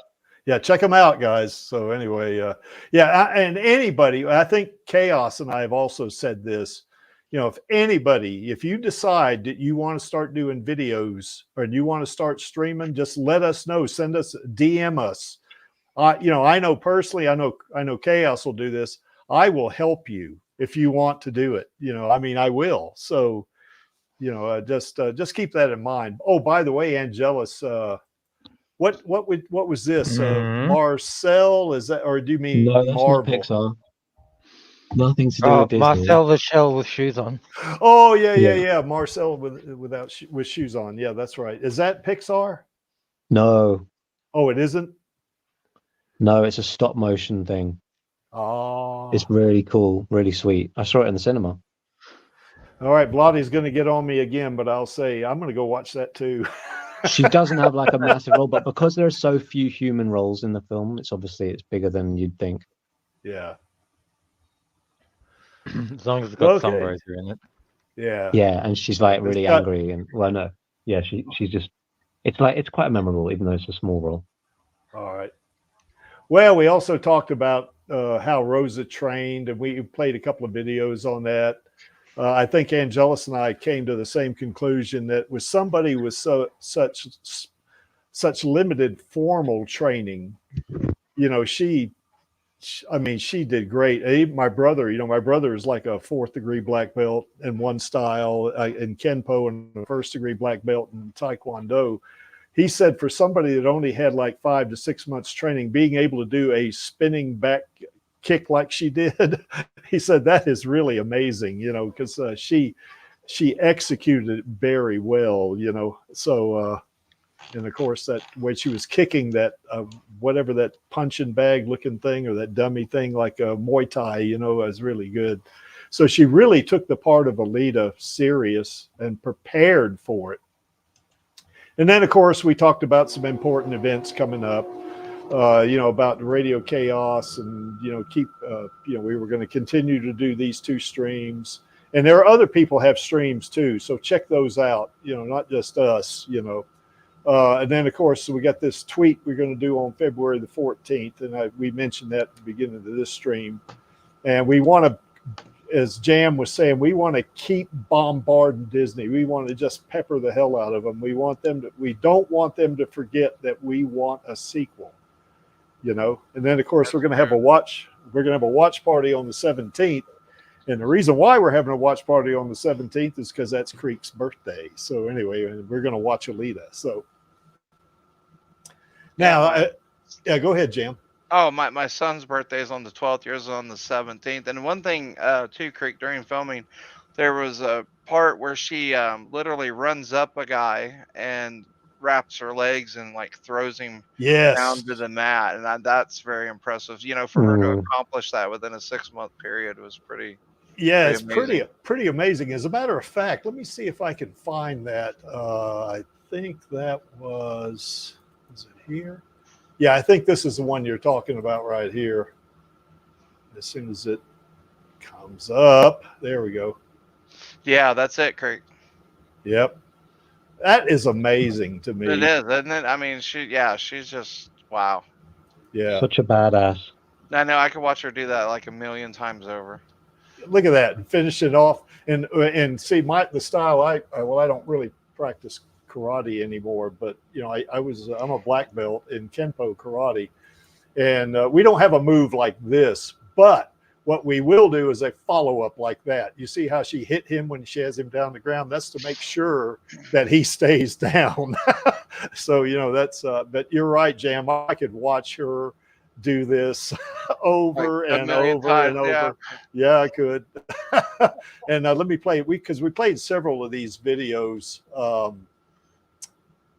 Let's see, which one did we play? Let's see.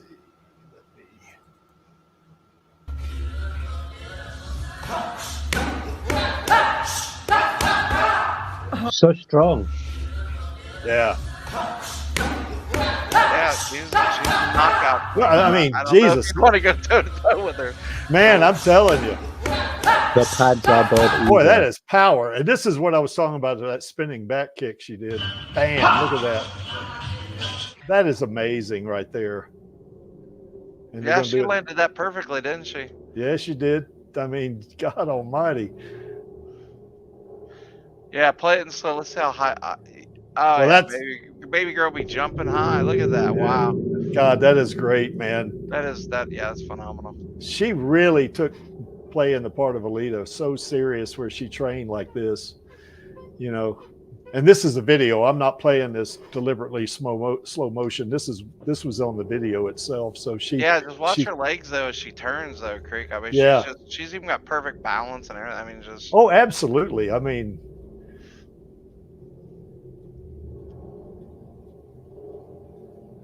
yeah, this was She's killing amazing. it. Yeah, she is. Yeah, I mean, looking at that, you think she'd have been in the way her mouth. I mean, she put so much energy behind it.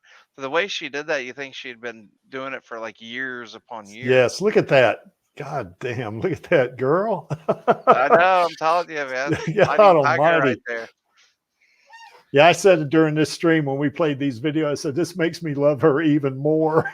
Oh she my is God. So good. Yeah, she's definitely the fighting tiger, huh? Yeah, she is. Look at this. Oh yeah, front an outward, flying outward crescent kick. I love it. I would not make her mad. I would be like, yo, hey. No, yeah. Calm down now. Calm down. You don't want to make her mad. Look at those eyes. Get more mad if you told her to calm down. Now here's the one where Vladi said, "Oh my God, she's going to hit me with a cane." Yeah. Look at this shit. God almighty, girl. And she hits I don't this even think he knows what to think, Creek. He's like, oh shit. You know? Yeah. And she hits it and she breaks this. Let's see, I think that she break the if I remember correctly, she breaks his staff, I think. Creek, no, breaks her like staff. 5'2" or 5'4". She breaks her staff. I mean, oh my God, you know. So anyway, we had fun on that stream, you know, showing those videos and talking about how Rosa was really prepared for this, you know. And there's another video we didn't play of her roller brother. I don't think we have that. I have that particular one. I haven't seen one her on my channel, but I know she read like all the comics and stuff too, Creek. Like yeah. Oh yeah, she read all of it. Well, that's right. She's read the manga, that's for sure. You know. And let me see, there was one other we played. This was the I'm gonna go ahead and play this one. I think was this, this guy right here. Figure four. Figure four. Yeah. Okay. Yeah. It's another nice union. Okay. And he's very tough. He's can sort of meet her on her level in that way. Yeah. He's sort of a warrior himself. And, you know, she really is a solo act. She really is a lone ranger. So every man she meets along the way, every character she meets along the way, it's sort of like she's always passing through. And I sort of love that about her. Yeah, she keeps meeting these people. but she's a fantastic character, and you played her fantastically. Rosa, thank you so much. Yes, she did. That guy's speaking for us all there. Yeah, he is. So yeah, that's our queen right there. She did so good as Alita, and it would literally be a crime if she didn't get to be with Bigger Phil in the sequels. Okay, there's one other. I didn't have that here, but I want to do this as well. I guess this is what we had last week, and it was the Christmas show, and basically it was what Christmas would be like in Iron City. Of course, we welcomed the guests and all that, and then of course we talked about her gathering with family, giving Christmas gifts, having Christmas dinner. So a lot of this now, somebody said that's an awfully bleak looking Christmas dinner right there, which it is, only 2 people. The food looks sort of healthy though. That's pretty good. So, but they would do that. Of course, her eating Christmas goodies and all that stuff. And, we had a debate whether religion was as prominent in the 26th century as it is today. And I think the consensus was that it's still around, but it's not as prominent, so, and then of course, we also talked about watching sporting events like in America, on Christmas Day, they have several football National Football League games and some college football games on Christmas Day. And of course, that's a big deal. And I think, Vladi, I don't know if you were on this or not, but I think did you said that watching sports in the UK is not as big a deal as it is here in the States? Yeah, it's not really as big. I mean, yeah, someone reminded me that we have Premier League football matches on, or soccer, as you guys would say, on Boxing Day. Ah, okay. But that's not quite as I don't think it's I feel like in America, literally every single dude watches American football. Well, I kind of do if it's the Broncos or the Gators playing, but otherwise I don't really watch that much football. And I will watch the replays where that's just the key plays. It's only, instead of watching something for 2.5 to 3 hours, it's boiled down to 10 to 15 minutes. I do watch that. American football goes on for ages. Yeah, it does. And then, of course, baseball, they've done a lot to speed up baseball, but of course it goes on for ages as well. And then, of course, we said, hey, are they even going to have Christmas? You should watch a cricket game, a test cricket game. I have watched cricket. I like cricket. My grandfather used Baseball's way quicker than that, isn't it? Yeah, it is. I guess so. Yeah, because cricket can last days, can't it? So yeah. What do the people do? Draw, well done, lad. Well, what do they do during cricket? At the end of the day, do they go pack up and go to the hotel and come back the next day and pick up where they left off, or what? Well, yeah, no. Often they just run out of time. That's why it's kind of interesting, because obviously they have to weigh up being defensive or just whacking it out there as quickly as they can. So anyway, we asked, are they even going to have Christmas? And the answer was yes, because there's that Holy Night story, and of course that one other story that I guess Ito and what was that girl's name? Karen or something like that. Carol, and that was the Holy Night story. Oh, that was the Holy Night story. Okay. And we thought they might have some simple parades, but nothing like New York's Macy's Day Parade or anything like that. So, but they probably still have it. Hey, the Alita wine picture is being passed around quite a bit. At least I've seen that in the Discord. Oh, yeah. This one. Yeah, this one here. Yeah, that one there. Yeah, she looks really cute in that, doesn't she? I freaking love that one. Yeah. And then, of course, the perfect Christmas. Can you imagine just in the chalet being with Alita, and that's the après ski. Well, now Vladi and I had a little discussion about that. Alita was at my bar during Christmas, so Vladi said, "No, your Alita's a clone. My Alita was with me." So you got it totally backwards, Creaky. So anyway, do they have Christmas decorations? We said, well, they possibly could, because you can see here on the right where he's riding to tell Tanji he's given up on, he's not going to do jacking anymore. But you see, they had colorful lights there. And of course, this is just some, I guess, altered picture of Alita, where they put in the background the Christmas lights and put a Santa hat on her. So anyway, but we thought, yeah, they possibly do. Hat. I'm sorry? I said, you got to have the Santa hat. Well, yeah, you do. Exactly. It's just The easiest Christmas edit. Just lob a Santa hat PNG on the head. You betcha. It might even be one of mine. I don't know.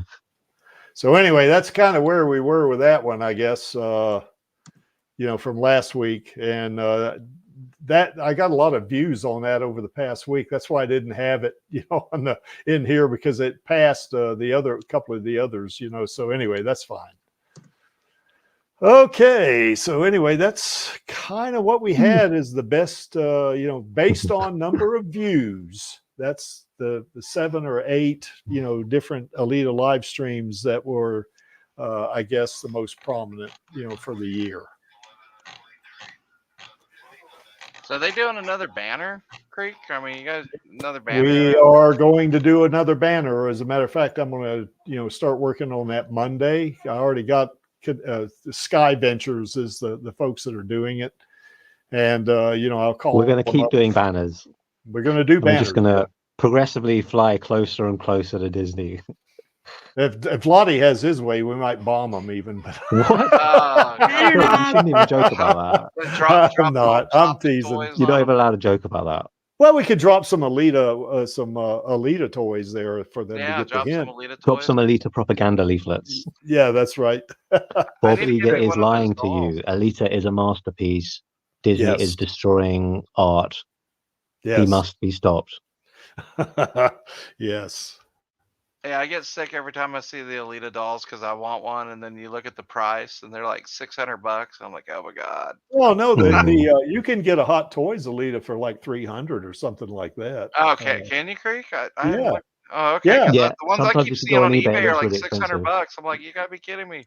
Well, it's going to be anywhere from like $250 to $350 or $370. I think it's $370 on Amazon, I think, which is going to be a little more pricey than other places. But I think you can go on eBay and get it for a lot cheaper than that. So, I bought, as a matter of fact, that Alita, Hot Toys Alita, I got in Anime World right now that we're trying to sell it. I bought that one for $271, I think is what it was on eBay.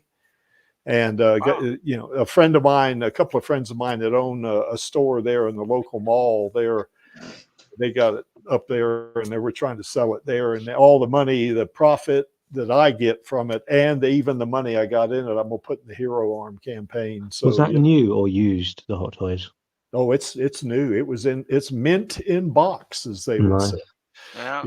What was that bus that you had? Yeah, we got that sucker. Let me see if I can pull that up real quick. Yeah, I saw that box, saw Alita, and I was reading your stuff on it. I was like, man, what kind of golden gems he got there? Well, that's not mine. That's not mine, though. That belongs to the Alita Army. Let me pull that guy up. I totally understand that, Creek. I was just like, wow, that was a heck. Yeah, he's got it in his house, but he can't even open it. It's so tragic. It's sacred, Yeah, it feels so wrong. Well, we'll get to it eventually. We'll get to there it is right there. Are we about to look at a box? I don't want to look at a box. It looks like a coffin, Creaky. Can we get rid of it? It looks like a coffin. Okay. It's not a coffin. We may never get it to Rosa. I mean, it does. It's like the box she got shipped to as biological samples. Yeah. Oh, you mean like that? In the junkyard, we're gonna put her together. Well, you mean like that box that got Ito in? Is that what you're referring to, Blondie? Yeah, exactly. In the manga. Or you haven't read that far in the manga yet, have you? Yeah. What do you mean he hasn't? We've read so far on the stream. Well, yeah, that's right. We did read that part on Radio KAOS. So if you were on that, if you saw that stream, then then I didn't spoil it, did I? Yeah, I haven't been watching those since it went past where I read. Okay, ignore everything I said about Ito in a box. I didn't quite take it in anyway, so don't worry. Okay. We can just move on. Hasn't it been mentioned like 500 times here already? That's right. Yeah. Probably. So anyway, guys, that was our 8 best Alita live streams for 2023. So what do you think? Did we miss anything? I don't know. We could go through another like 50. Well, we're going to do that again next year. We'll do the best Alita live streams for 2024, And we'll probably have coverage. I'm sorry, Jim. Oh, I said I think you have the best coverage, Creek, of about anyone out there, pretty much. Well, I don't know. I'm still Radio KAOS is pretty good. I think their thumbnails are better than mine, but anyway, that's okay. So as you can see from that center image right there, Alita really loves her Uncle Creek. And if you have a problem with that, you see that plasma weapon she's got, you better beware, as they would say. We know Alita loves Uncle Creek. That's right.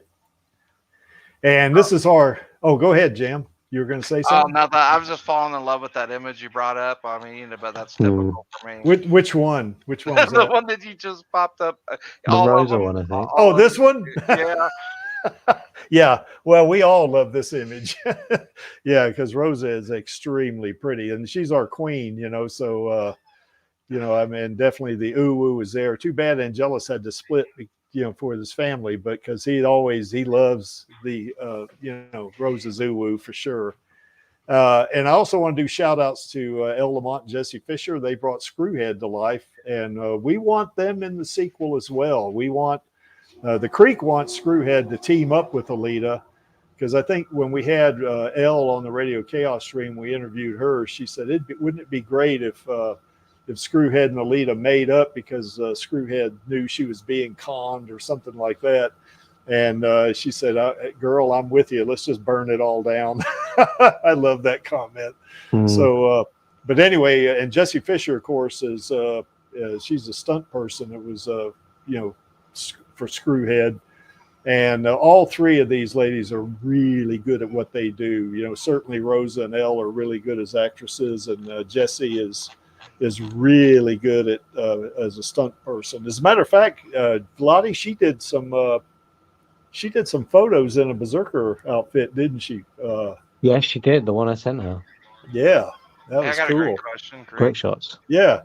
That Dr. Sharon at the end, when old Victor or whatever, he goes down because old Alita gives him the sword job. Yeah. The doctor that's in the case that's all bubbling and everything. Whatever happens to her? Did she? Did they ever disclose what happened? Yeah, Dr. Sharon or whatever happens to her. Well, she wasn't in the manga, so we don't know about what happened. We all surmise that she's not dead. That she's, I think Maxie believes that she's going to come back as a cyborg and maybe even replace. I think Channel brought this up. She may even replace Lou. The role of Lou in maybe one of the sequels. So it would be a shame, because that means I can't ship her with Alita. I've seen someone shipping Sharon with Alita, but I refuse to get that to go in that direction. Yeah. If they do that, bring Lou, though, I will be shipping her with Alita. Well, I think the whole thing about that, though, Jam, is I think Sharon is still alive. She was alive in that box. She just didn't have a body. Yeah. So very clearly at Vector and then Alita. Yeah, that's right. So what's funny is when you watch that scene and the moment that he opens the box, if you watch it real closely, you'll see her eyes dilate and get big when she sees Alita. Yeah, exactly. Like she almost you can tell that uh-oh moment, Yeah. It's really either that or just a look of recognition. Yeah. So yeah, I agree, So anyway, these three are really good. They're great professionals, really good at their craft. But as the Creek says every week, it sure don't hurt that they are pretty, because all three of them are extremely pretty in my mind, But anyway, that is what that is. They picked great choices. Yeah, they did. Now tomorrow we're going to do a similar thing on Radio KAOS that we did here. Is they're going to review, what, all of the, some of the Radio KAOS streams and the happenings that have been in the world of Alita in 2023. And it's going to be a really cool stream. We'll probably look at some videos and, maybe talk about a few of the popular streams that happened, and any new news, that has come up, and some of the news that came up during 2023. So that's going to be a great stream. The Creek is going to be the stream manager on that one, or producer, whichever term you want. I don't know who the host is going to be, though. It's either going to be Maxie or Angelus, that's for sure. And I think channel. I think I sent you. Did I send you a link for this channel? I'm not sure. Channel's one of our regulars. I think I sent it to you on. Did I not send it to you on Discord? I can't remember. You only sent me the one for today, I think. Oh, okay. Well, I'll send it to you because Channel's one of our regulars. And Vladi, we probably send you one as well. So, you know, you can. Yes, mate. Send me one. Yeah, So, I do believe I already have it, Creek. Oh, you do? I do believe so, yeah, because I've been in there and it's where several other people from the Alita Army have been going into too. So. Okay, cool. And oh, I don't have the next Radio KAOS, Alita Army Live. Yep. Yeah. Well, one thing I meant to put into this thing that I didn't do is that you know, next week on Radio KAOS we're going to do a manga reading, but on the Alita live stream we're also going to do a manga reading, but it's going to be from Mars Chronicles. It's going to be volume 1 of Mars Chronicles. Let's see if I can pull that. Yeah, pull that thing up. Let me see if I can find that guy, just so to give you an idea about it. Mars Chronicles. Yeah, there it is, right there. I sent you a link a while back. Yeah, you did. I appreciate that too. Yeah, let me. Yeah, because Channel sent me a link and we're gonna. That's great because we've been talking. Angelus and I have been talking about doing this for a while. So anyway, there it is, right there. So we're gonna do volume 1 of Mars Chronicles, you know, and we're gonna at the first of every month we're gonna, or the week or the day before, Radio KAOS reads, you know, from the original manga, and their plan is to go through the last order even. We're going to start doing the Mars Chronicles. So, you know, it'd just be volume 1. So we got a lot to work with here. And of course, this is a little different than original series. The Mars Chronicles is Alita and Erica are both little kids, you know. And I think in the very early part in in volume 1, Alita is really just a toddler. She's not maybe 2 to 3 years old or something like that. Maybe 3 years old. I think she's older than might be a little older than that. It's somewhere mentioned that 4 years have passed, and it's mentioned that it's kind of weird that she can't walk on her own. And if she was 1 year old, then a 1 year old that's really bad at walking isn't that weird, but a 4-year-old that's bad at walking is the sign of something going wrong. And I think Erica's like 2 years older than her or something like that. So yeah, Erica's like 5 or 7, something. Yeah, something like that. Yeah. So anyway, we're going to read that, and it's going to be basically the same format as Radio KAOS reading the manga. You know, we're just going to read through it and discuss it and stuff like that. So it'd be pretty cool. So Toddler Alita. Yeah. It's going to be nice. I'm looking forward to that. She's useless until volume 7. Yes. She's just being cute and useless up until volume 7, where she suddenly realizes she can fight. Yep. And boy, can she fight. Yeah. Yes. Yeah. All right. So anyway, why is this image here? Well, that image is there because the Creek likes it, and he is the producer and manager of the stream. And to paraphrase Kruishka, I'm only here for our girl and the Alita Army. And of course, all of us are only here for our girl. Yep. Any last thoughts there, Channel? I was hoping to finish coloring a different fan for a different fandom during this stream, but he only got halfway through. Well, you want to show it now? You can share your screen. No, it's for a different fandom, and it's only less than halfway done, which is disappointing because I thought I'd be finished faster. Okay, well, one of these streams we'll have to have you on doing what Cran did last year or this year early, and so you can we'll figure that out. We'll figure out the logistics of that because you draw on paper and pen and paper, right, or pencil and paper or whatever. Yeah, so we'll figure that out. Yeah. Vladi, any last thoughts? No last thoughts. Wait, yes, I do have last thoughts. Okay. There's lots of great streams, Creaky. Keep it up in next year. Oh, I intend to keep doing streams until I get all the sequels I want, and we have a series, both live action and anime. Then you're gonna make a stream analyzing that series. Yes. Yes, I will. And we'll have lively discussions on that one too. Yeah. For sure. I'm looking forward to Oh, that. and Yeah. one more thing. If this is probably fits more better in a second, but I called it. If Alita gets a full series, and or at least a movie that goes if there's some type of Alita media that gets anime on the screen and it gets popular and has KAOS in it, I am calling it KAOS will become a Tumblr sexy man. Okay.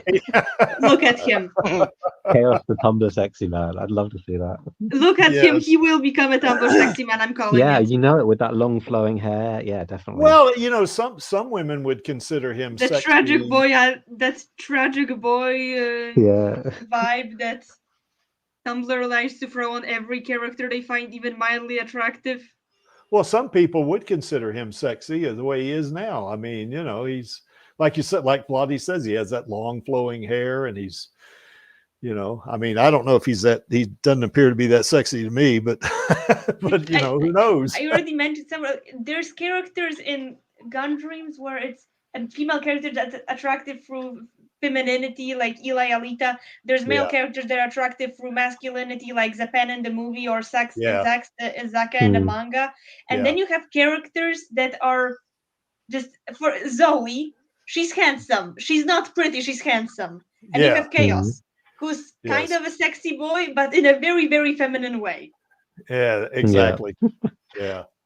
Jam, any last I'm surprised K-pop fans don't love them. Well, my only last thoughts for this week is, you know, he's not handsome, he's just pretty. Much love to the, you know, to the Army and all the effort that you guys have, you know, done this Army that, you know, most of you built. I mean, I came into the Alita Army, you know, 3 years ago. So started with love for video editing, and, you know, Pooley helped me transform that into much more, and then being drugged to other groups. I mean, much love to you guys. Thanks for having me along. It's for our girl. Much love to Rosa. 100%. We are glad to have you, Jam. That's for sure. And Pooley is really good at video editing. He's, you know, I've watched some of his streams, you know, and he's really super at it. I really like his stuff. Yeah.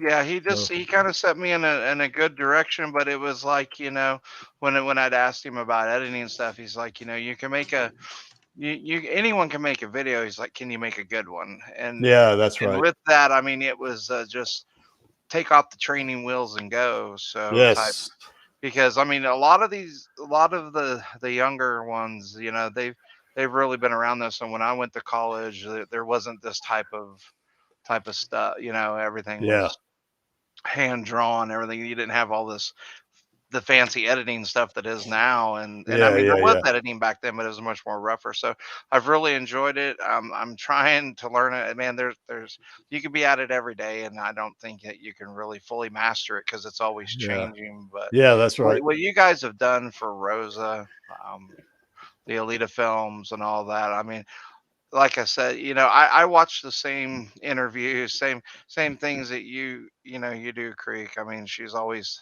thanking and appreciating the love. And I know she's at this point where, you know, she has to stay, you know, privately back or whatever, but I know she's there, you know, she's within the shadows watching all of us. So yeah, she is. Well, it's like she said at the end of her stream that she did, that, you know, she blew us a kiss and said she loved us, you know, and she gives us shout outs, you know, so, you know, she loves us, you know, she does, you know. Yeah, so, it comes to that we believe in her, and I think in that she believes in us too. So she's working really hard to bring that all to light. So. I agree.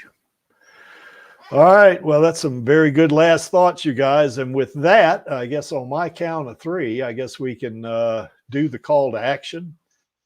And that would be 1, 2, 3. Film those sequels, baby.